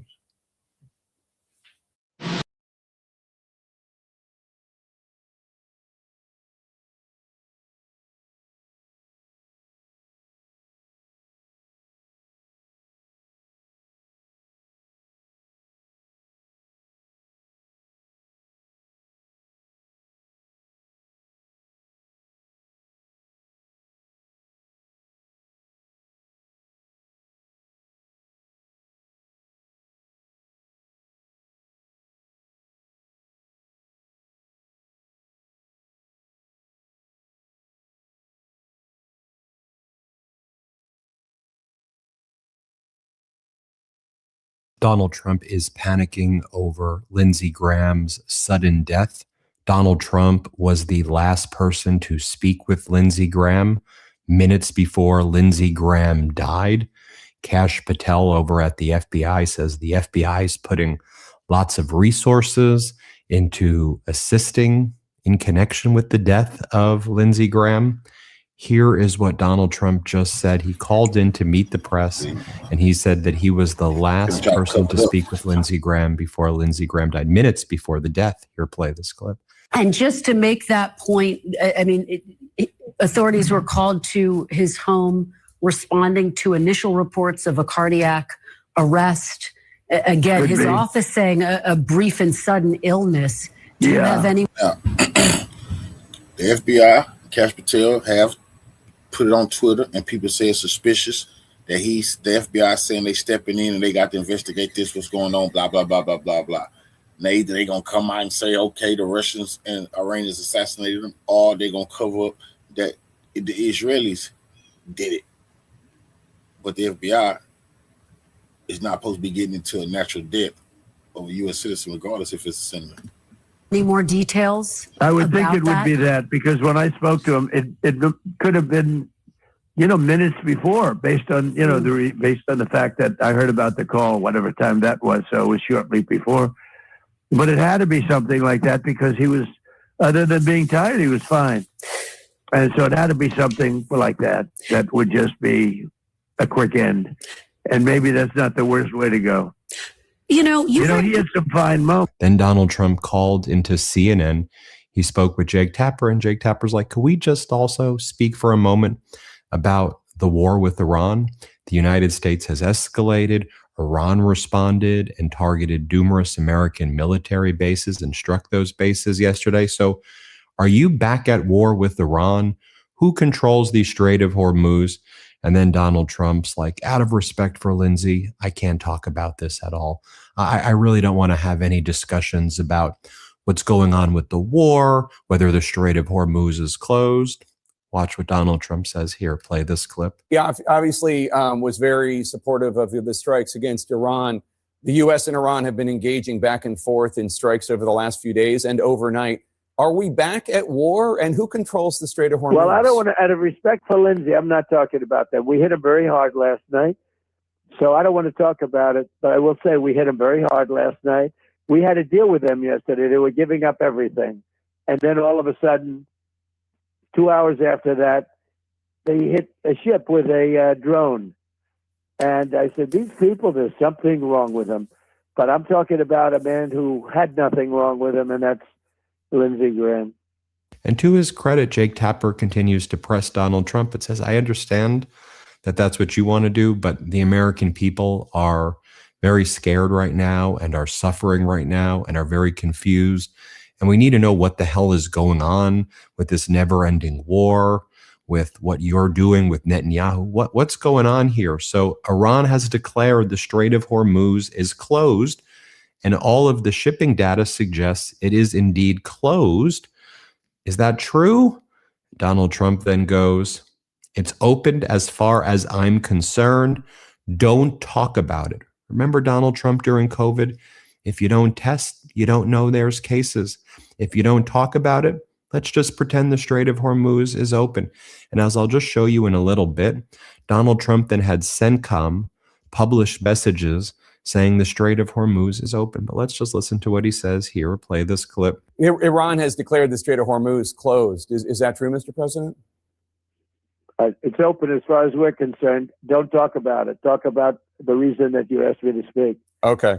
We appreciate But your it's time, open. sir. Before I let you go, is there any other final word that you want the American people to know about Lindsey Graham? What was it No, about? I think his finest moment was his defense of Brett Kavanaugh, who's a terrific guy and was treated very, very unfairly by the Democrats. Very unfair. I've never seen anything like it. Maybe the worst I've ever seen anyone treated. That includes me. Well, maybe not me, but it includes just about everybody. He was treated so unfairly. And Lindsey, as you remember, had that moment. And, you know, I'll tell you, Jake, I think it was a top 10, maybe a top 5 moment in the history of the Senate. It was an incredible display. And he did it from the heart. He felt strongly about Brett, and he did it from the heart. And it turned that whole thing around. He was really amazing. That was one they should replay. Well, I know you don't want to talk about any other issues out of respect for Lindsey Graham, but we would love to have you back sometime because I do have a lot of other questions for you, sir. Sure, we'll do that. And then Donald Trump says to Jake Tapper, we want CNN to go a little bit more normal. Hey, Jake, can you go more normal? As you know, Donald Trump has his right-wing oligarchs who took over CBS. They're now acquiring CNN.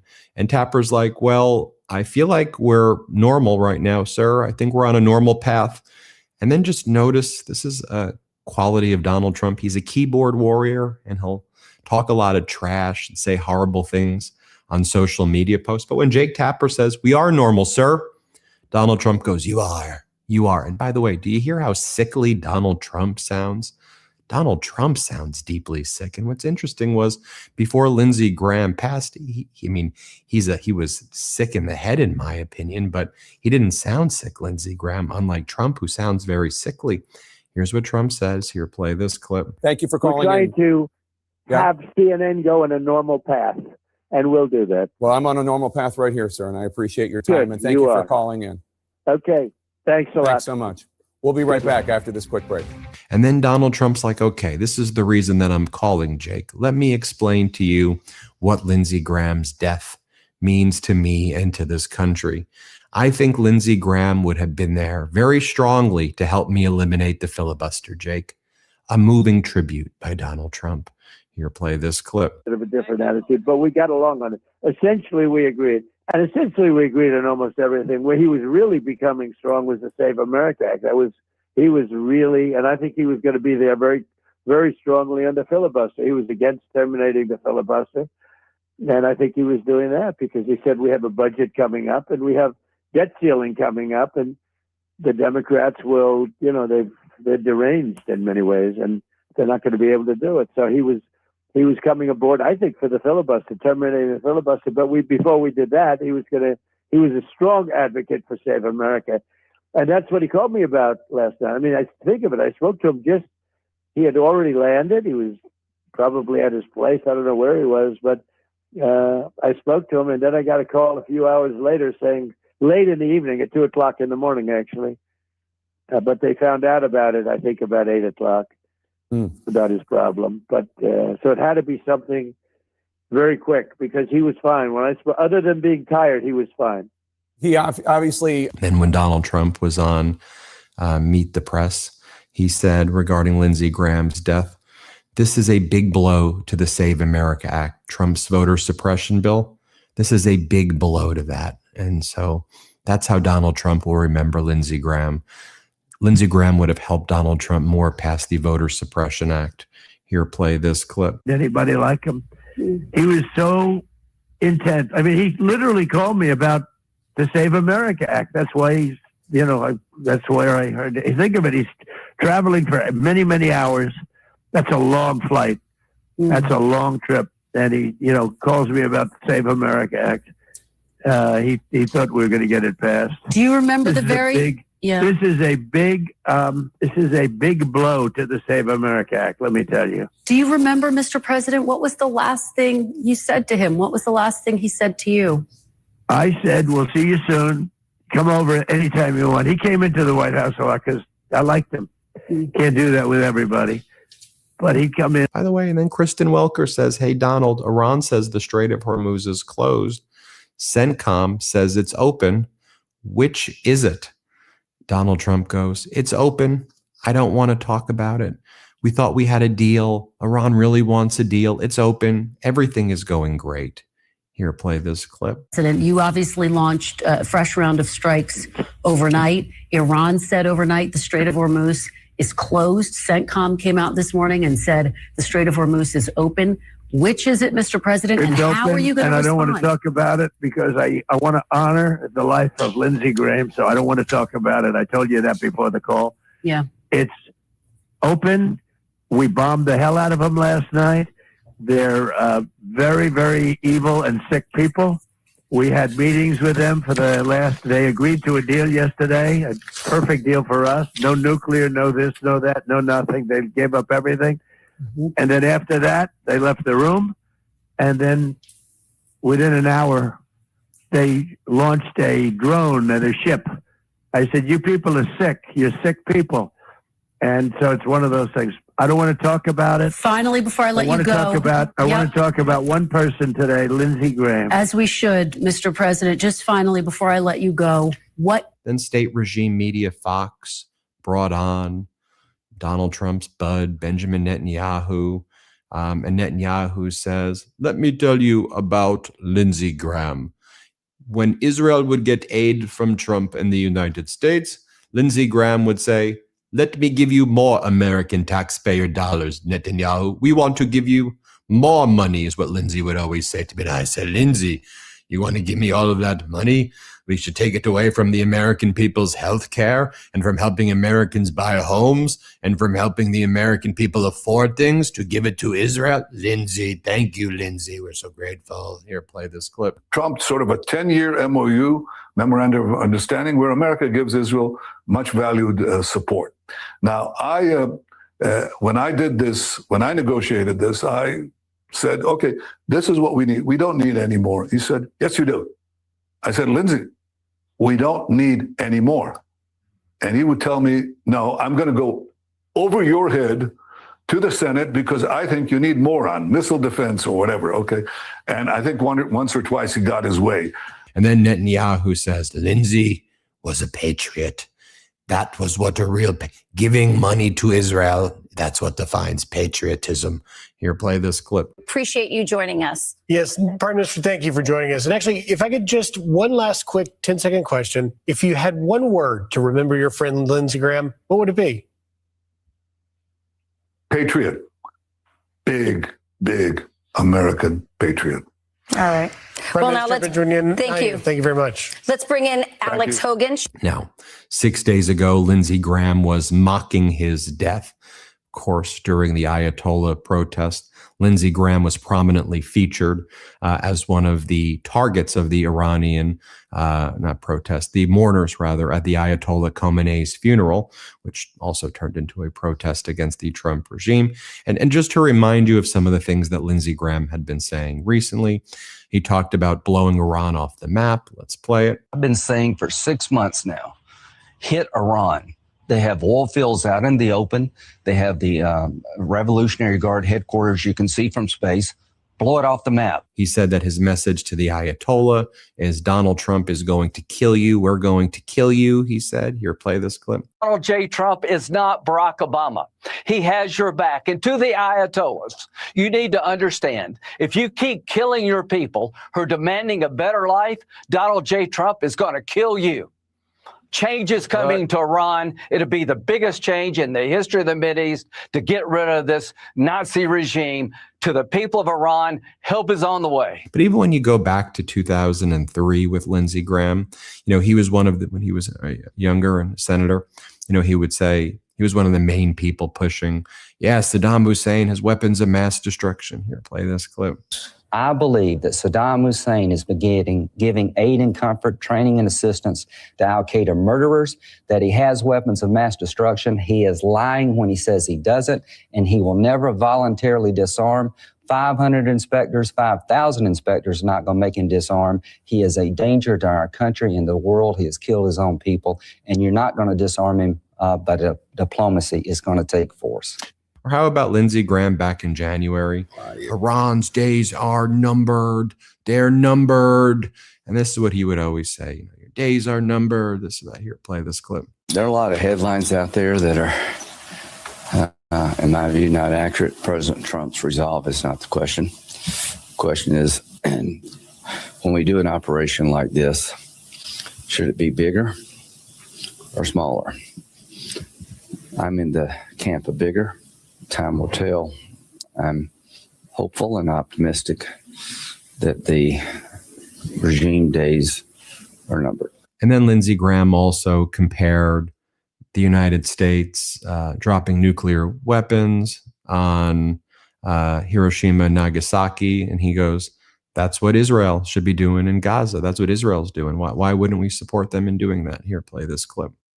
So when we were faced with destruction as a nation after Pearl Harbor, fighting the Germans and the Japanese, we decided to end the war by bombing Hiroshima and Nagasaki with nuclear weapons. That was the right decision. Give Israel the bombs they need to end the war they can't afford to lose and work with them to minimize casualties. So, can I say this? Why is it okay for America to drop 2 nuclear bombs on Hiroshima and Nagasaki to end their existential threat war? Why was it okay for us to do that? I thought it was okay. To Israel, do whatever you have to do to survive as a Jewish state. Now, let me show you what CENTCOM posted moments ago. They posted 2 things this morning. This is from CENTCOM. This is what CENTCOM, U.S. CENTCOM, right? They post claim. The Iranian commander for the Islamic Revolutionary Guard Corps recently said on state-owned media that no foreign vessels may pass through the Strait of Hormuz without being identified, tracked, and monitored by Iranian forces. CENTCOM goes false. Then they go fact. This is what CENTCOM says. Iran does not control the Strait of Hormuz. It remains an international waterway. U.S. forces are positioned and prepared to keep it that way. Then CENTCOM posts, the Strait of Hormuz is open to all vessels seeking to lawfully transit the international waterway.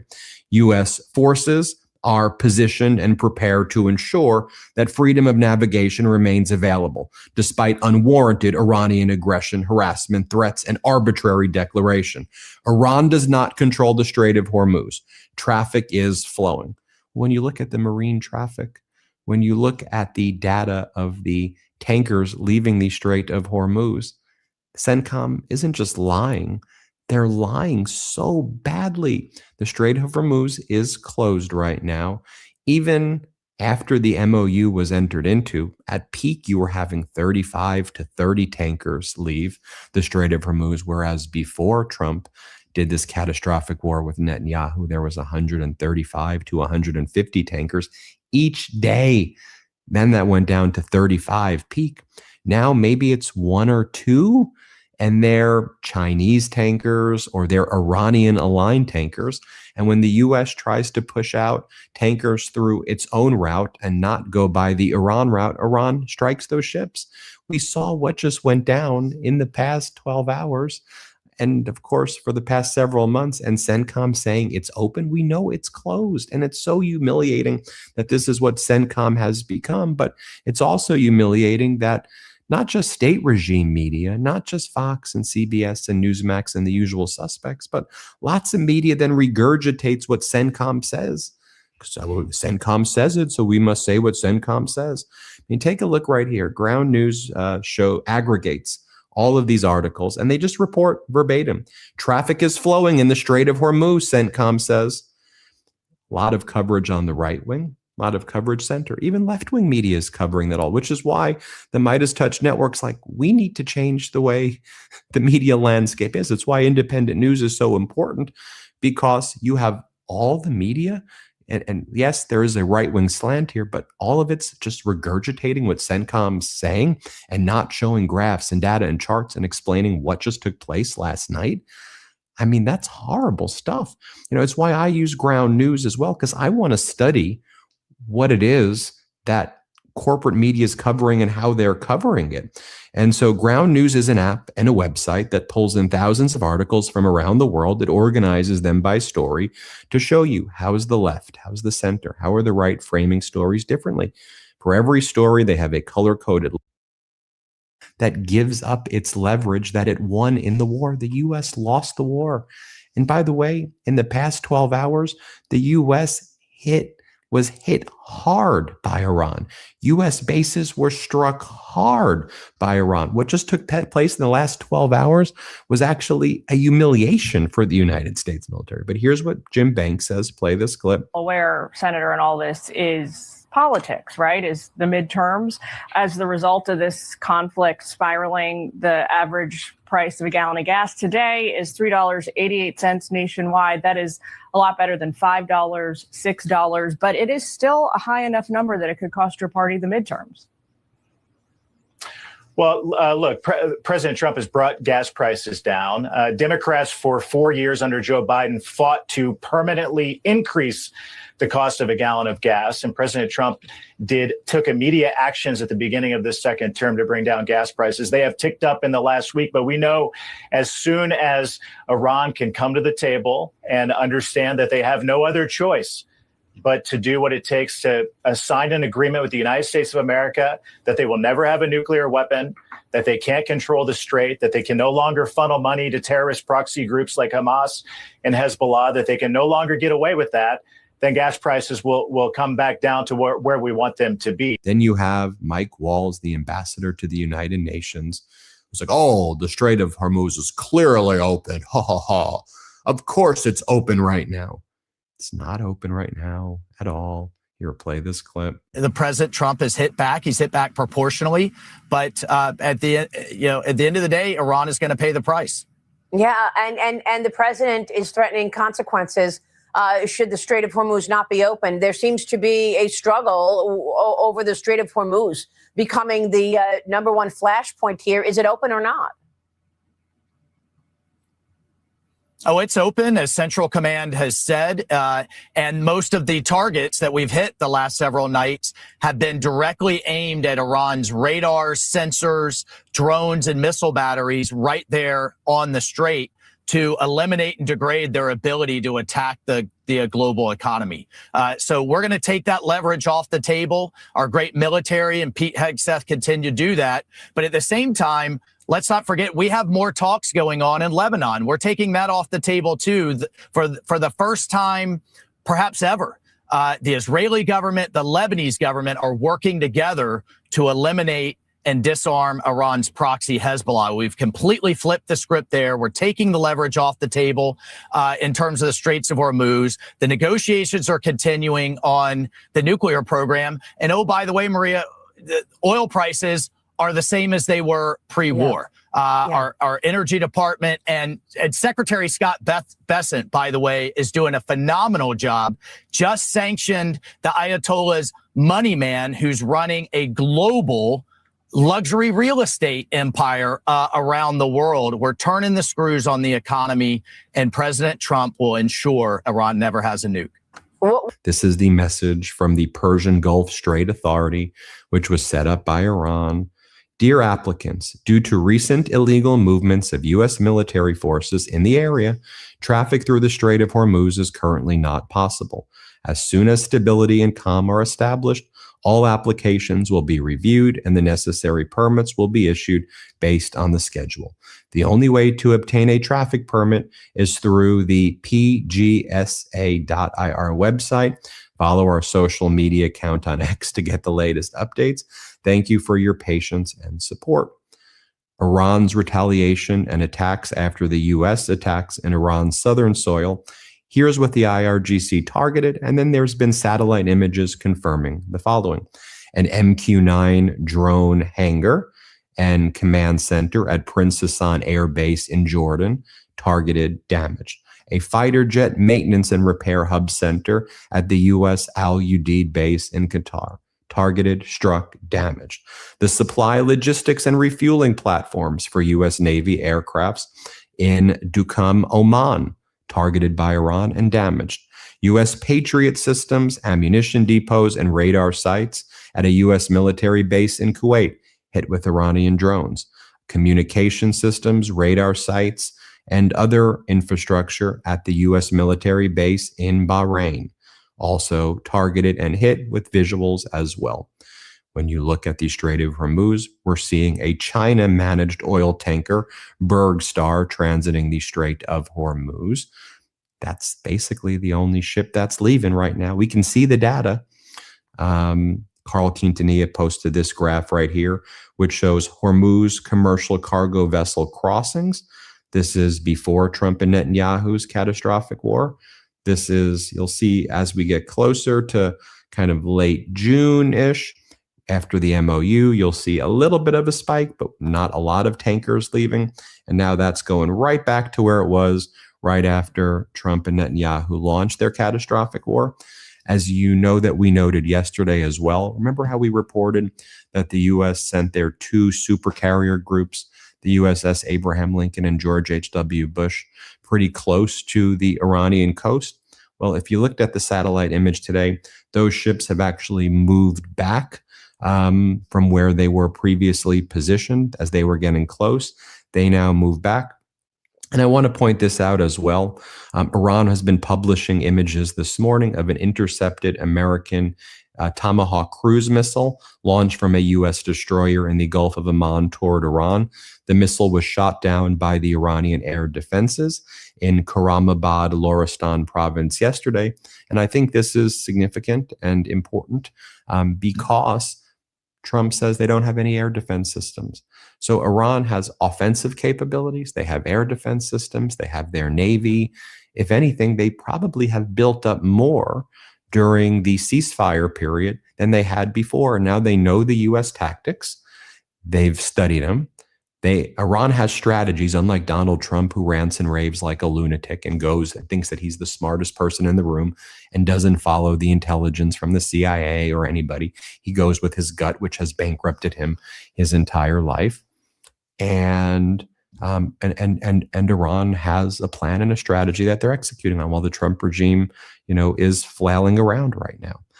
Also, it should be noted that Netanyahu sees Trump flailing, and Netanyahu has, of course, continued to escalate in Gaza. The genocide in Gaza continues. More strikes, more innocent people being killed as well, and more people being killed in general.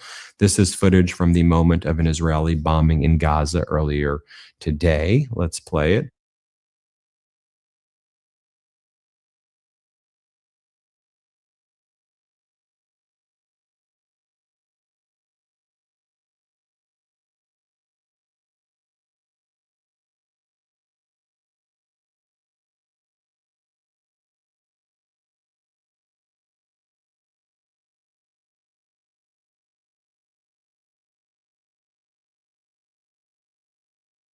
Then Israeli fighter jets struck the Al Sina area in western Gaza City. You can see right here. Also, the IDF has been carrying out pretty massive strikes in southern Lebanon outside of the so-called security zone, which is just a way that Israel claims it takes over territory, but tries to act like it hasn't taken it over, but it does by calling Lebanon territory security zones. There were casualties reported there. I'll share with you what Iranian media had to say about Lindsey Graham's passing. One well-known host on Iranian media said, "I congratulate the Iranian nation on warmongering anti-Iran U.S. Senator Lindsey Graham being sent to hell." Another Iranian TV anchor says, "Lindsey Graham, the anti-Iranian senator, has gone to hell. The news is so good that I want to read it to you once more. Lindsey Graham, the anti-Iranian senator, has gone to hell." That's what they're saying in Iran right now. Meanwhile, Israel's defense minister, Israel Katz, has been making his rounds on podcasts. And here's what he's had to say. "I said that southern Lebanon would become Gaza. We would apply the Rafah model. We would destroy everything there. We would deal with them exactly the same way. That's what we did. The infrastructure has been destroyed. Homes in 24 villages along the border. Villages that had existed for hundreds of years that were used by Hezbollah as military outposts against Israel have been demolished. The army systematically flattened villages with bulldozers and explosives. 90% of the houses are gone in Lebanon, southern Lebanon. Between 15,000 and 20,000 homes have been destroyed."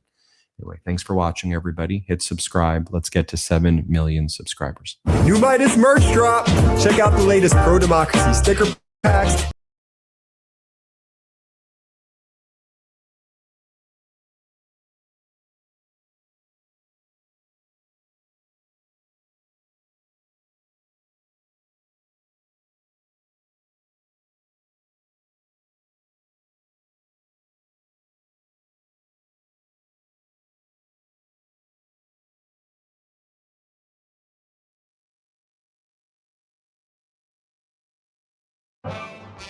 Lindsey Graham is dead unexpectedly and quite mysteriously at 71 years old.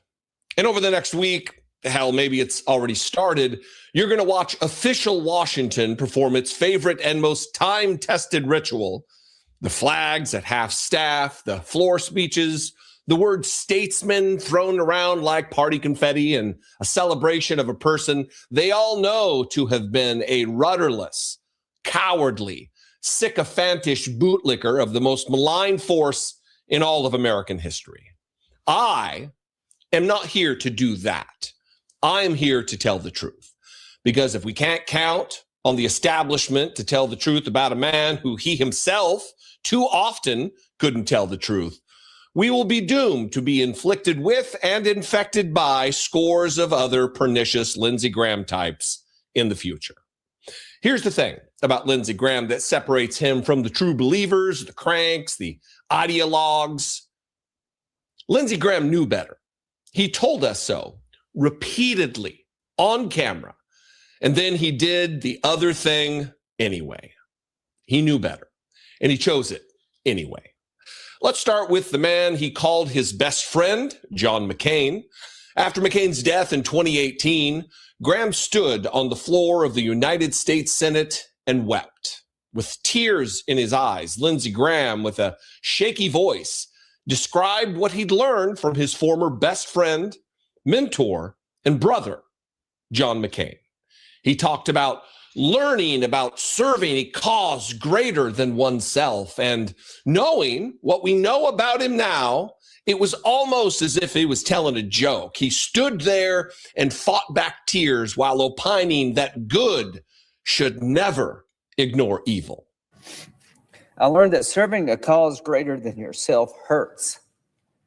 Anybody in the military can tell you the risk you take. He couldn't put his jacket on. He couldn't comb his hair because he got hurt serving a cause greater than himself. I remember how easy it is to say and how hard it is to do. How hard it is to tell your base, I think you're wrong. I have learned that lesson. To my friends on the other side, as long as I'm here, I'm going to remember that you have to get something too. He taught me that when good ignores evil, it may be convenient, but it seldom works. Now, who spent years degrading that same mentor, John McCain, who Lindsey Graham was tearfully eulogizing? Donald Trump. The man who said of a Navy fighter pilot who spent 5.5 years as a POW being tortured in a North Vietnamese prison, "He's not a war hero. I like people who weren't captured." But Frank, let me get to it. He hit me. He's not a war hero. He's a war hero. He's a war hero. 5.5 years. He's a war hero because he was captured. I like people that weren't captured, okay? I hate to tell you. Do you agree with that? He's a war hero because he was captured, okay? Look, I'm not from this town, Washington, D.C. I'm a United States Marine from a small town. Let me tell you something. Where I come from, somebody talks about your best friend like that, a man who refused early release from the Hanoi Hilton. You don't go on golf trips with him. You sure as hell don't spend the rest of your career carrying his bags. And when Trump kept attacking John McCain in 2019 after McCain was dead, whining that he never got a thank you for the funeral. And I gave him the kind of funeral that he wanted, which as president, I had to approve. I don't care about this. I didn't get thank you. That's okay. We sent him on the way, but I wasn't a fan of John McCain. And after that, where was the best friend? Where was the brother? Lindsey Graham offered no defense of his dead mentor. Instead, he cowered before his dear leader and then carried Trump's bags right back to Mar-a-Lago. And he knew better. He chose it anyway. What brings us to betrayal number 2 is that Lindsey Graham betrayed Lindsey Graham. December 2015, Graham goes on CNN and calls Donald Trump a race-baiting, xenophobic, religious bigot. His words, not mine, his. Well, I want to talk to the Trump supporters for a minute. I don't know who you are, and I don't know why you like this guy. I think what you like about him, he appears to be strong when the rest of us are weak. He's a very successful businessman. And he's going to make everything great. He's going to take all the problems of the world and put them in a box and make your life better. That's what he's selling. Here's what you're buying. He's a race-baiting, xenophobic, religious bigot. He doesn't represent my party. He doesn't represent the values that the men and women who wear the uniform are fighting for. And in May of 2016, he tweets, and I quote, "If we nominate Trump, we will get destroyed and we will deserve it." He called him a kook, crazy, unfit for office. He didn't even vote for him in 2016. I'm not going to try to get into the mind of Donald Trump because I don't think there's a whole lot of space there. I think he's a kook. I think he's crazy. I think he's unfit for office. And I'm a Republican, and he's not. He's not a conservative Republican. He's an opportunist. He could shoot somebody on Fifth Avenue, and 25 or 30% of the people would still follow him because he gives a voice to their anger and their frustration. But he's not fit to be president of the United States. Fast forward 1 year, November 2017. Same Lindsey Graham, now complaining with a straight face about the press's endless attempt to label the guy some kind of kook, not fit to be president. You know what concerns me about the American press is this endless attempt to label the guy as some kind of kook, not fit to be president. That was Lindsey. He was the one who'd made the endless attempts to use those same labels, calling Donald Trump unfit for the presidency. He knew better, and he chose it anyway. All right, betrayal number 3. In this one, Lindsey Graham begged us. He literally begged us to remember. March 2016, Merrick Garland's nomination to the United States Supreme Court is being strangled in its crib. Graham gets in front of the cameras and says, in a direct quote, something so pernicious that you have to see it for yourself. I want you to use my words against me. If there's a Republican president in 2016 and a vacancy occurs in the last year of the first term, you can say, Lindsey Graham said, let's let the next president, whoever it might be, make that nomination. And you could use my words against me and you'd be absolutely right. And like clockwork, what does Lindsey Graham do? Well, he does what he does best. In September of 2020, he got to please his man, Donald Trump. Ruth Bader Ginsburg died 6 weeks before that election. Lindsey Graham, now chairman of the Senate Judiciary Committee, rams Amy Coney Barrett through in record time. Days before the election, the exact scenario he had described, the exact promise he had made, he asked us to use his words against him. Well, Consider them used, Lindsey, wherever you might be. You'd be absolutely right, Lindsey. Your phrase, absolutely right. He knew better, and he chose it anyway. And finally, January 6, 2021, a violent mob of Trump's insurrectionists ransacks the United States Capitol that Graham worked in for decades. That night, on the floor of the United States Senate, once again, Graham has his moment. Trump and I, we've had a hell of a journey, he says. All I can say is count me out. Enough is enough. Trump and I, we've had a hell of a journey. I hate it being this way. Oh my God, I hate it. From my point of view, he's been a consequential president. But today, first thing you'll see, all I can say is count me out. Enough is enough. Count me out. Enough is enough. It lasts about as long as a New Year's resolution, though. Within weeks, he was back in Florida, back on the golf course, back to rehabilitating the man whose mob had chanted while smearing their shit on the walls of his sacred workplace. And in 2024, he endorsed him again. Count me out. Enough was apparently not enough. So what's the legacy? Not a statesman, not a maverick. Lindsey Graham's legacy is that he showed us exactly what lack of conscience looks like, what lack of courage looks like. He saw the danger clearly, described it precisely, warned us eloquently, and then attached himself to it. Because a patina of power for himself and a proximity to the power of others mattered more to him than every principle he ever claimed to hold. And the saddest epitaph in American politics is that he knew better. Don't let the flags and the floor speeches rewrite that. What do you think? Tell me in the comments below. Subscribe if you appreciate what I do here, and share this video as the anti-eulogy that Lindsey Graham deserves. Be genuine.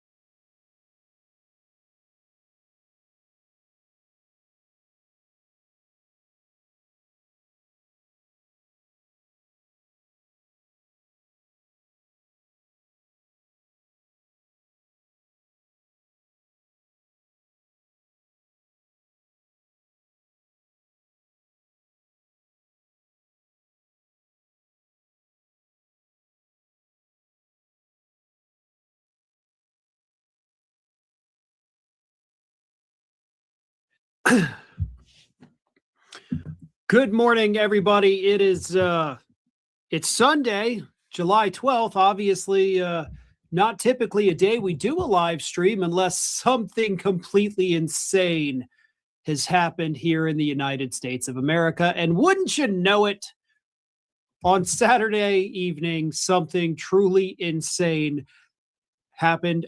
Something that I don't think anybody would have predicted, right? Like if everybody had their bingo cards out and said, what Republican senator is going to die on Saturday? Everybody would have said Mitch McConnell. Well, everybody, including myself, would have been wrong. Republican Senator Lindsey Graham, one of the biggest warmongers that we have seen in modern history in the United States Senate, has died, apparently of a heart attack. 71 years old. So, you know, he's up there, but not necessarily, you know, these days, 71 is not exactly what it was when I was a kid.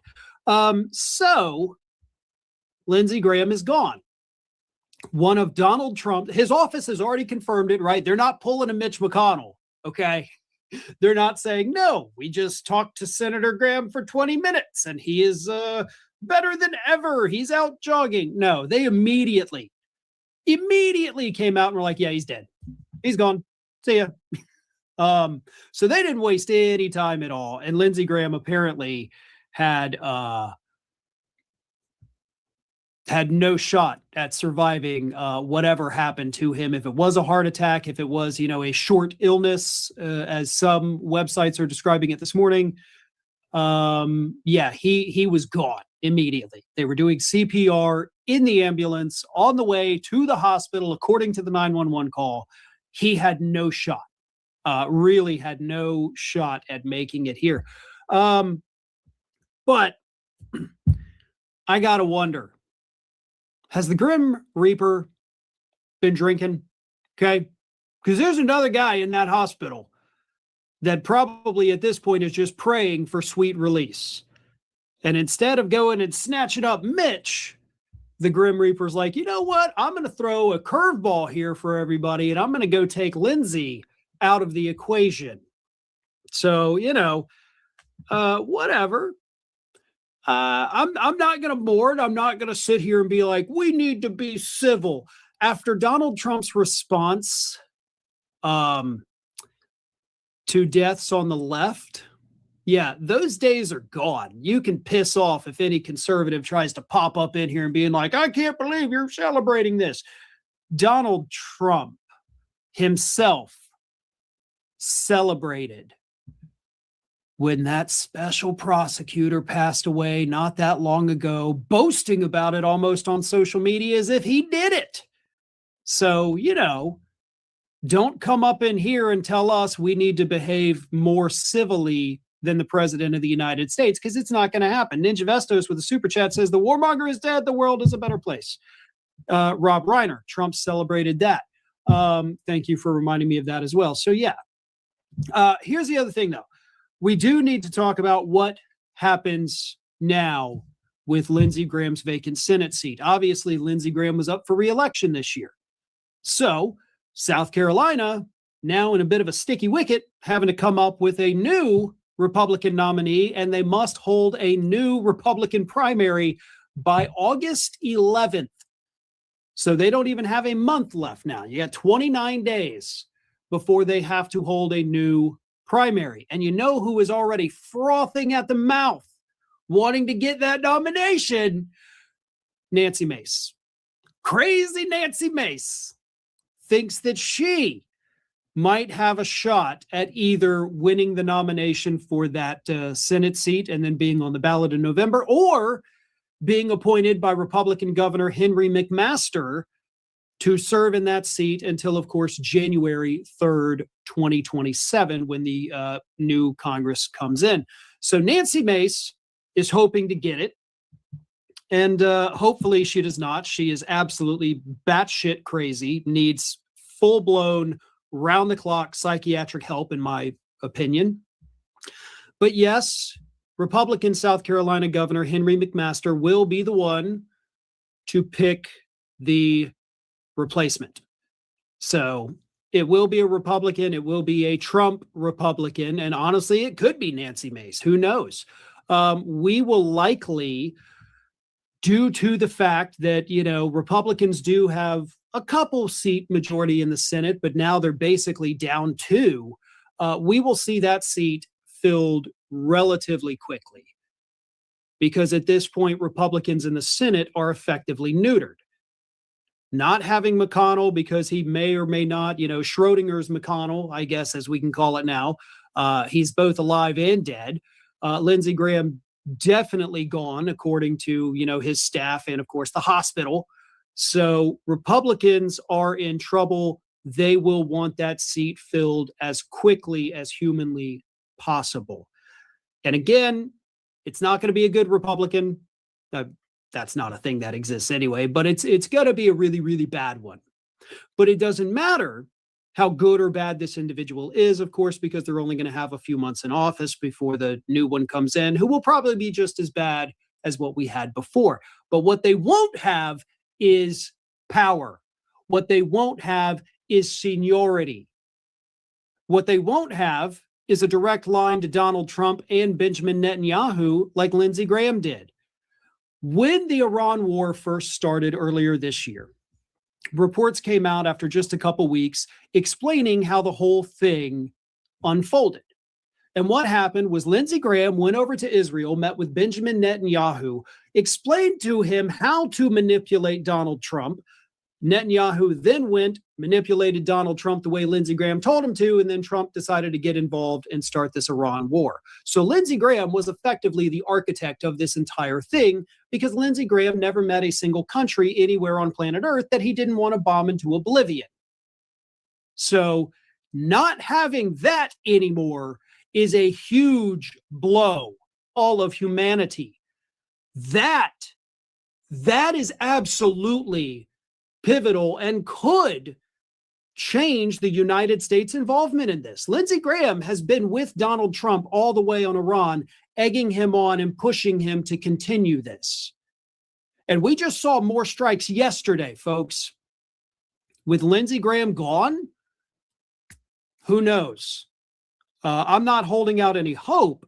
So, you know, but we'll see. Losing Lindsey's voice in Donald Trump's ear is very unfortunate for the people who love endless wars. Another thing as well, Lindsey Graham was one hell of a fundraiser for Republicans. He was one hell of a talking head. He was out there on the Sunday morning talk shows pretty much every single week and all throughout the week, selling Donald Trump's policies to the American public in ways that other Republican senators just couldn't do. So Trump has lost an insanely powerful ally. Republicans have lost a very powerful fundraiser, and they've lost one of their top propagandists.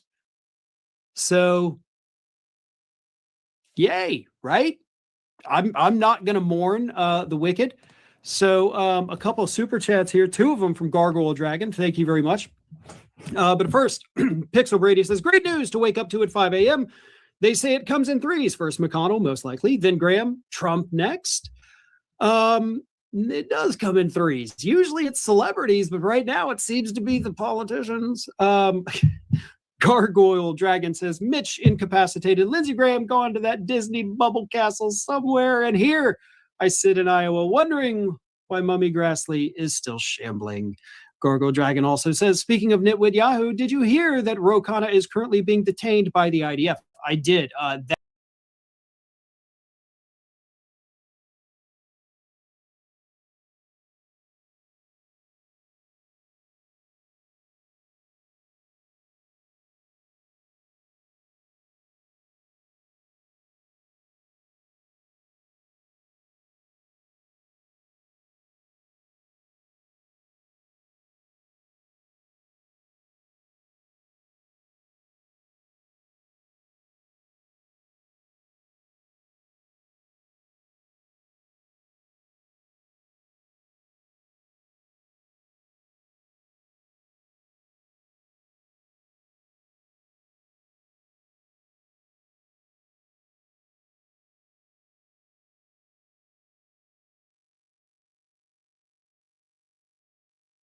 Call the show. It's toll free in the US and Canada, +1 844 944 3344. It's free of charge in Britain and Ireland, 0808 196 5522. And the worldwide number is 0044 203 966 2625. Professor Syed Mohammed Marandi is the professor of English literature and Orientalism at the University of Tehran, although practically everybody in the world now knows that. He is bearding the beasts in their dens all the way down under in Australia. Piers Morgan, American TV. There is no foe that he is afraid to face, and he slays all of them. Professor Marandi, thank you very much for joining us again. I'm sorry to call upon you again so soon after the last time, but of course, everything has dramatically changed in the last days. The war is raging. A lot of people are dying. A lot of damage is being done, and all guns are blazing. What's happening?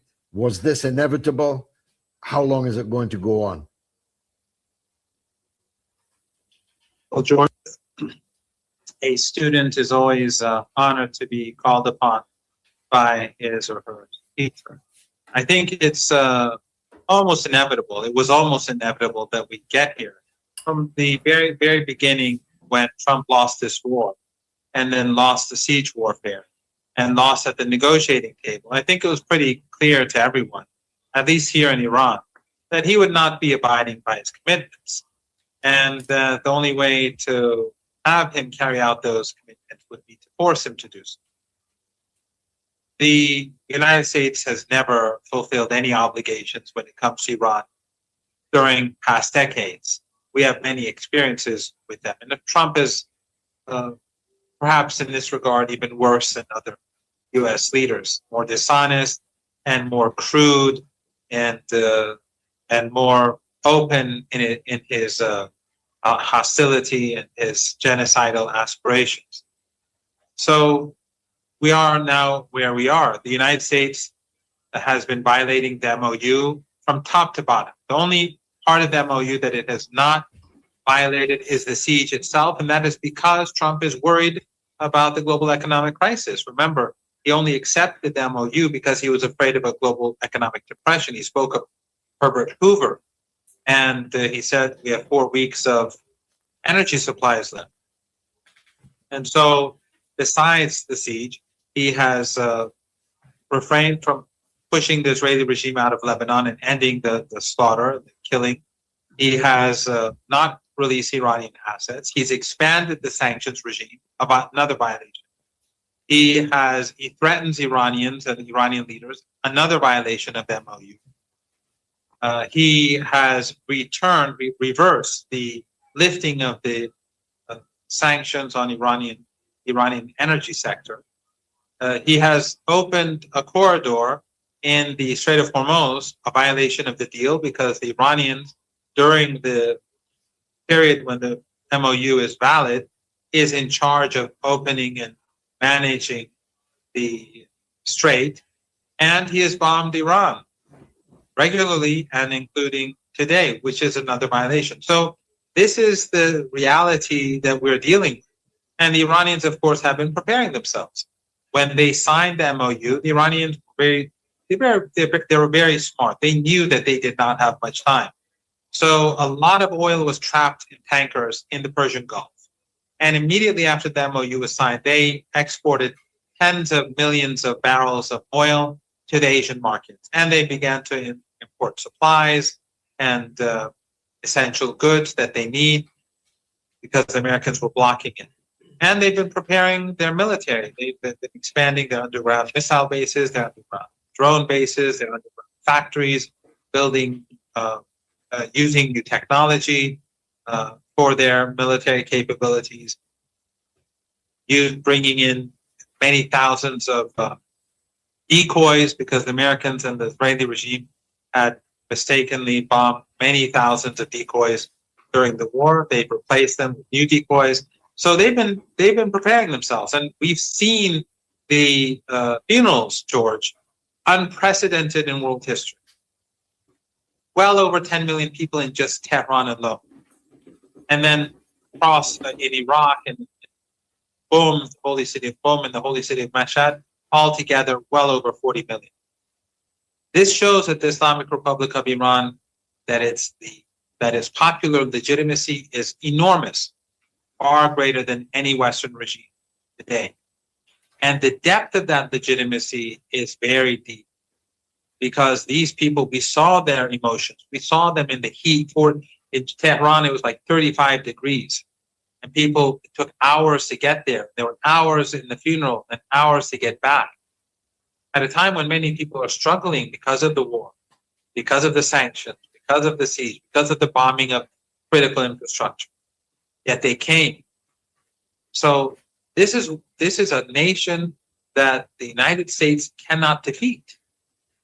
And of course, you know Iran quite well.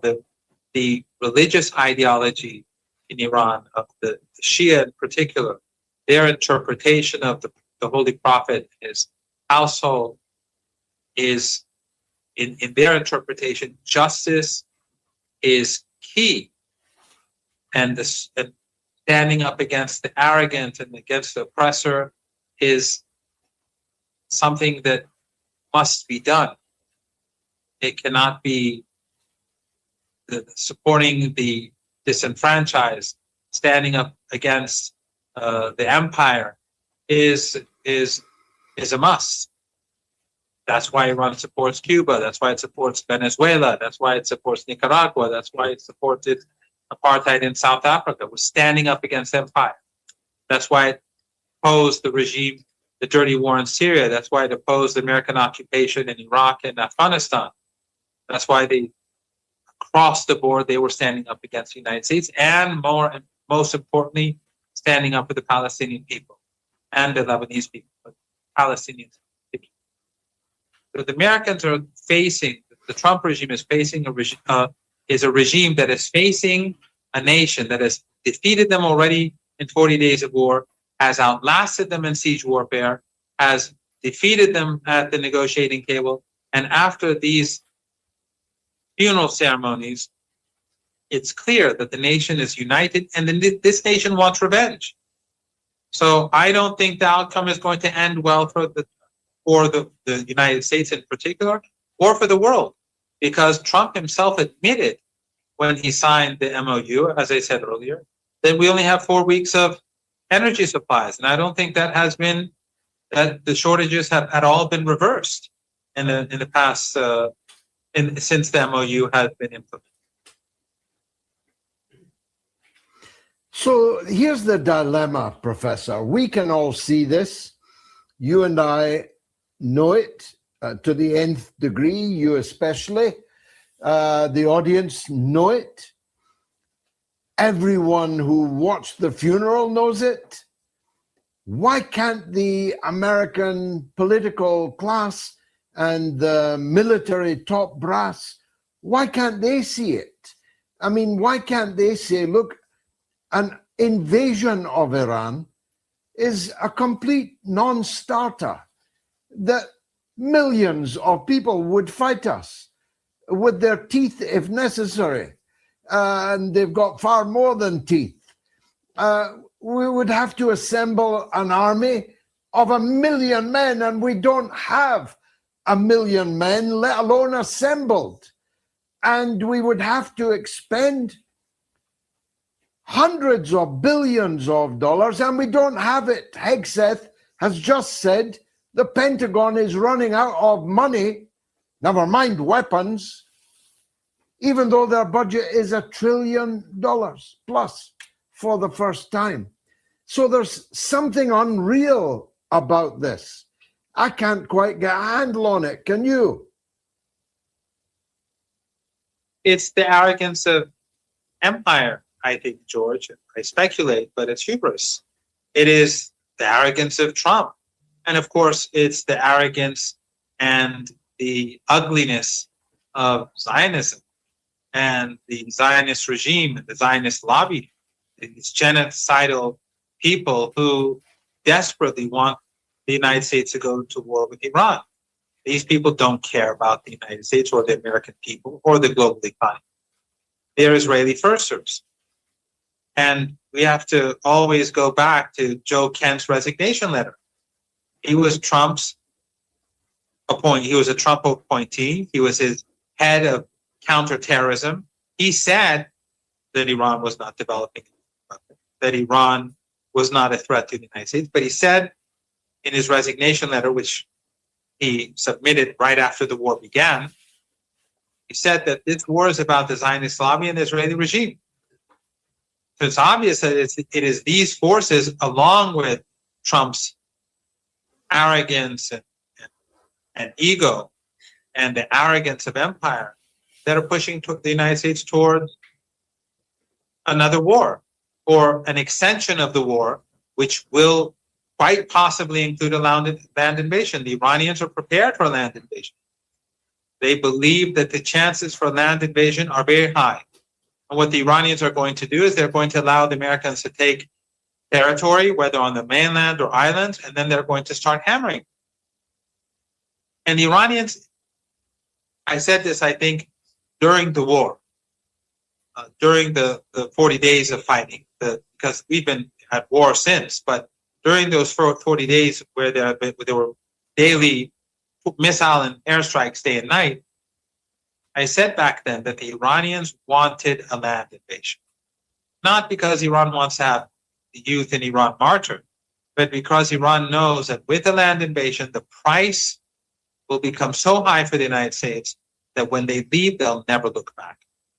So sadly, the United States did not learn its lesson. It has pushed the global economy towards the cliff, very close to the cliff. Now, in its arrogance and in its subordination to Zionism and the Israeli regime, it seems as if they're going to push the global economy over the cliff and also start this land invasion. The Iranians have prepared themselves, George. I mean, any sane person would recognize all these underground missile bases and underground drone bases and underground factories and underground installations are just part of the Iranian military infrastructure. This was prepared over decades against a potential U.S. attack, and part of that an attack would include a ground invasion. So obviously, the Iranians have also been preparing themselves for decades for a ground invasion, and ever since the ceasefire, the Iranians have been preparing themselves for a ground invasion. So this is not going to end well for Trump, for the United States, but more importantly for the people of the world. Because the global economy, when it crashes, we're going to head for a global depression worse than the 1930s. Now, one of many dilemmas that you have is the role of the Arab collaborators in the Gulf, and not just Arabs, by the way. There are some other of your neighbors who are undoubtedly collaborating. How to deal with them? One doesn't want to make an enemy of them forever. One doesn't want to kill their citizens or destroy their vital facilities. And yet, what can one do when these people are using their airspace, their water, their land for American attacks, Israeli attacks upon Iran? How do you get that balance right? That's the key, George. I mean, the region is full of collaborators. We saw the NATO summit. We saw Trump say that Erdogan is more loyal to him than many of the Europeans. We saw Jolani sit like an obedient slave in front of Trump, and Trump in front of him said, I gave the Golan Heights to Israel. Jolani, supposedly from the Golan. And Trump spoke about Syria being used against the resistance in Lebanon to this ISIS and Al-Qaeda leader. And then, of course, in the war against Iran, Jordan is being directly used. U.S. bases are in Jordan or in Kuwait. Missiles are being fired from Kuwaiti territory to strike Iran. The Emirates, Bahrain, Saudi Arabia, and Qatar are all complicit again. U.S. planes, U.S. drones fly from these places. HIMARS missiles are fired from there. And then Oman now is assisting the United States under duress, but it is assisting the United States. So the Iranians will have ultimately no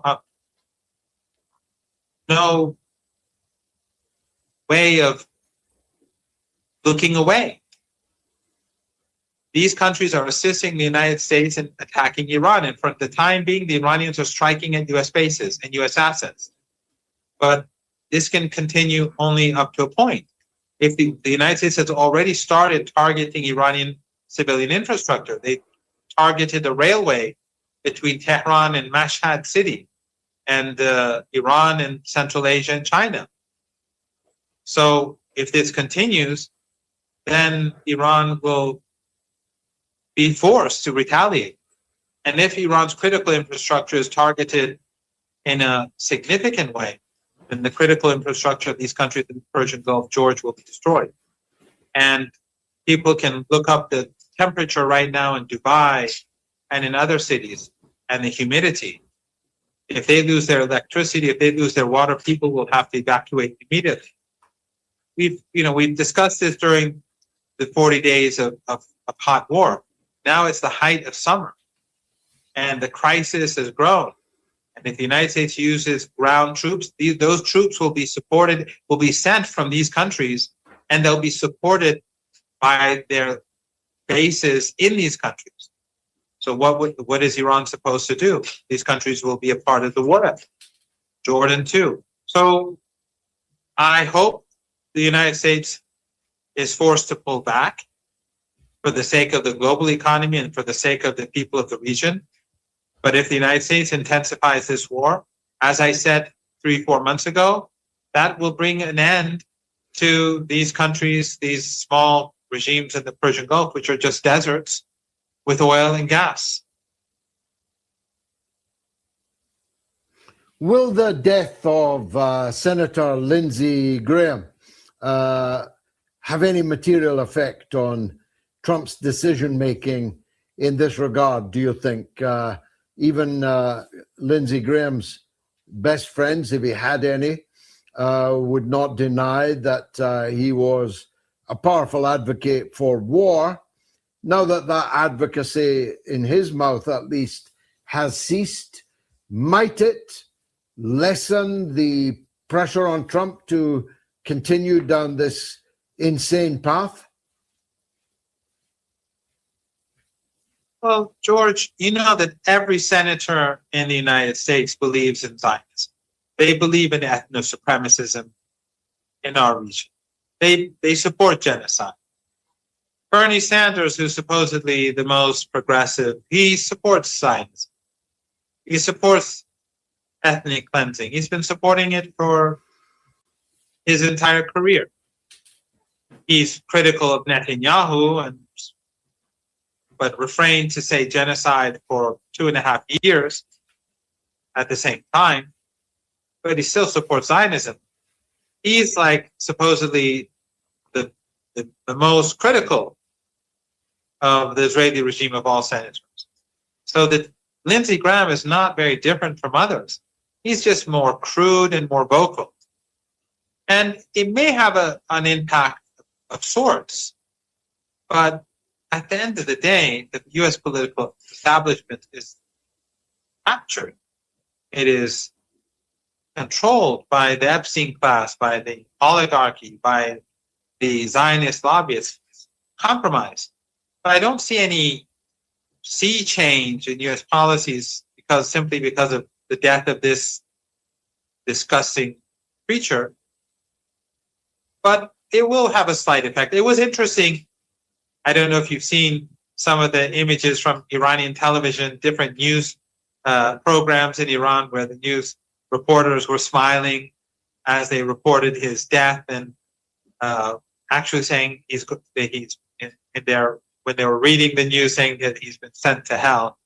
So obviously a lot of Iranians are happy to see him go to hell, but I don't think that we're going to see substantial change in the genocidal policies of the United States in his absence. You think he died a natural death? Might others have had a hand in it? Well, I do know there's at least one other senator that's being kept alive, as you alluded to earlier. I don't know, George, if he died a natural death or not. I don't think that we'll find out anytime soon, if ever, because the United States is always dishonest. If the United States comes out and says that he was murdered, then he probably died a natural death. If they say he died a natural death, then you should begin speculating that maybe he was murdered. The United States is so dishonest, and so the regime is so corrupt that if they tell you it's night outside, you should just go and check for yourself. They say that Iran is plotting to kill Trump. I mean, I made the point on Wednesday that the outrage because millions of Iranians were chanting death to America at the funeral of their leader murdered by America, and not just him, but 2 generations of his family also, it would be, of course, entirely understandable if Iran tried to gain revenge against Donald Trump personally for what was done. But at the same time, it seems unlikely to me, given all that's happening, that Iran has a plot to kill Donald Trump. What do you think? George, you know, the American regime has for decades destroyed country after country, slaughtered many, many millions of people, and destroyed and slaughtered many and murdered many millions, many more millions of people through sanctions. They destroy countries and walk away. And nothing ever happens to them. Iranians, when they're on the streets, they want revenge. They're saying, not because just they simply want revenge, they want justice. And as I said, justice is very strong in the Shia Islamic ideology. That's why they support Palestine. That's why they support Cuba. That's why they supported South Africa. That's why they supported the Bosnians. That's why they opposed the occupation of Afghanistan and Iraq and so on. So Iranians want justice, and it's not just about Trump, it's about all those who were involved in the killing of our children, the murder of our leaders, the murder of our innocent civilians. That's what Iranians want. And I don't think that there has been any decision in Iran. I highly doubt that any decision has been made in Iran by the state to do anything. But they don't oppose it they won't oppose it if anyone decides to carry out operations against those people who've murdered the kids, those people who've murdered innocent civilians, those people who've murdered our leaders. They've said that these people deserve to be punished. So I don't believe that Iran, the state, is going to do anything. But no one is going to shed any tears or condemn anyone who decides to do this sort of thing. But if there's any entity that decides to kill Trump, I'm pretty sure that that entity is alongside a regime alongside the Mediterranean. I'm pretty sure that the intelligence organization in the Israeli regime, the Mossad, would be involved. Just like I'm pretty sure that they knew very much about 9/11, and the Israeli regime was behind all sorts of atrocities and assassinations across the world. If Trump is ever assassinated, or if his generals are assassinated, or if senators are poisoned and killed, I think the first place to look to would be the Zionist regime. Professor Said Mohammed Marandi, thank you as always for your wisdom and your time. Thanks for... Very cool figure. Follow me.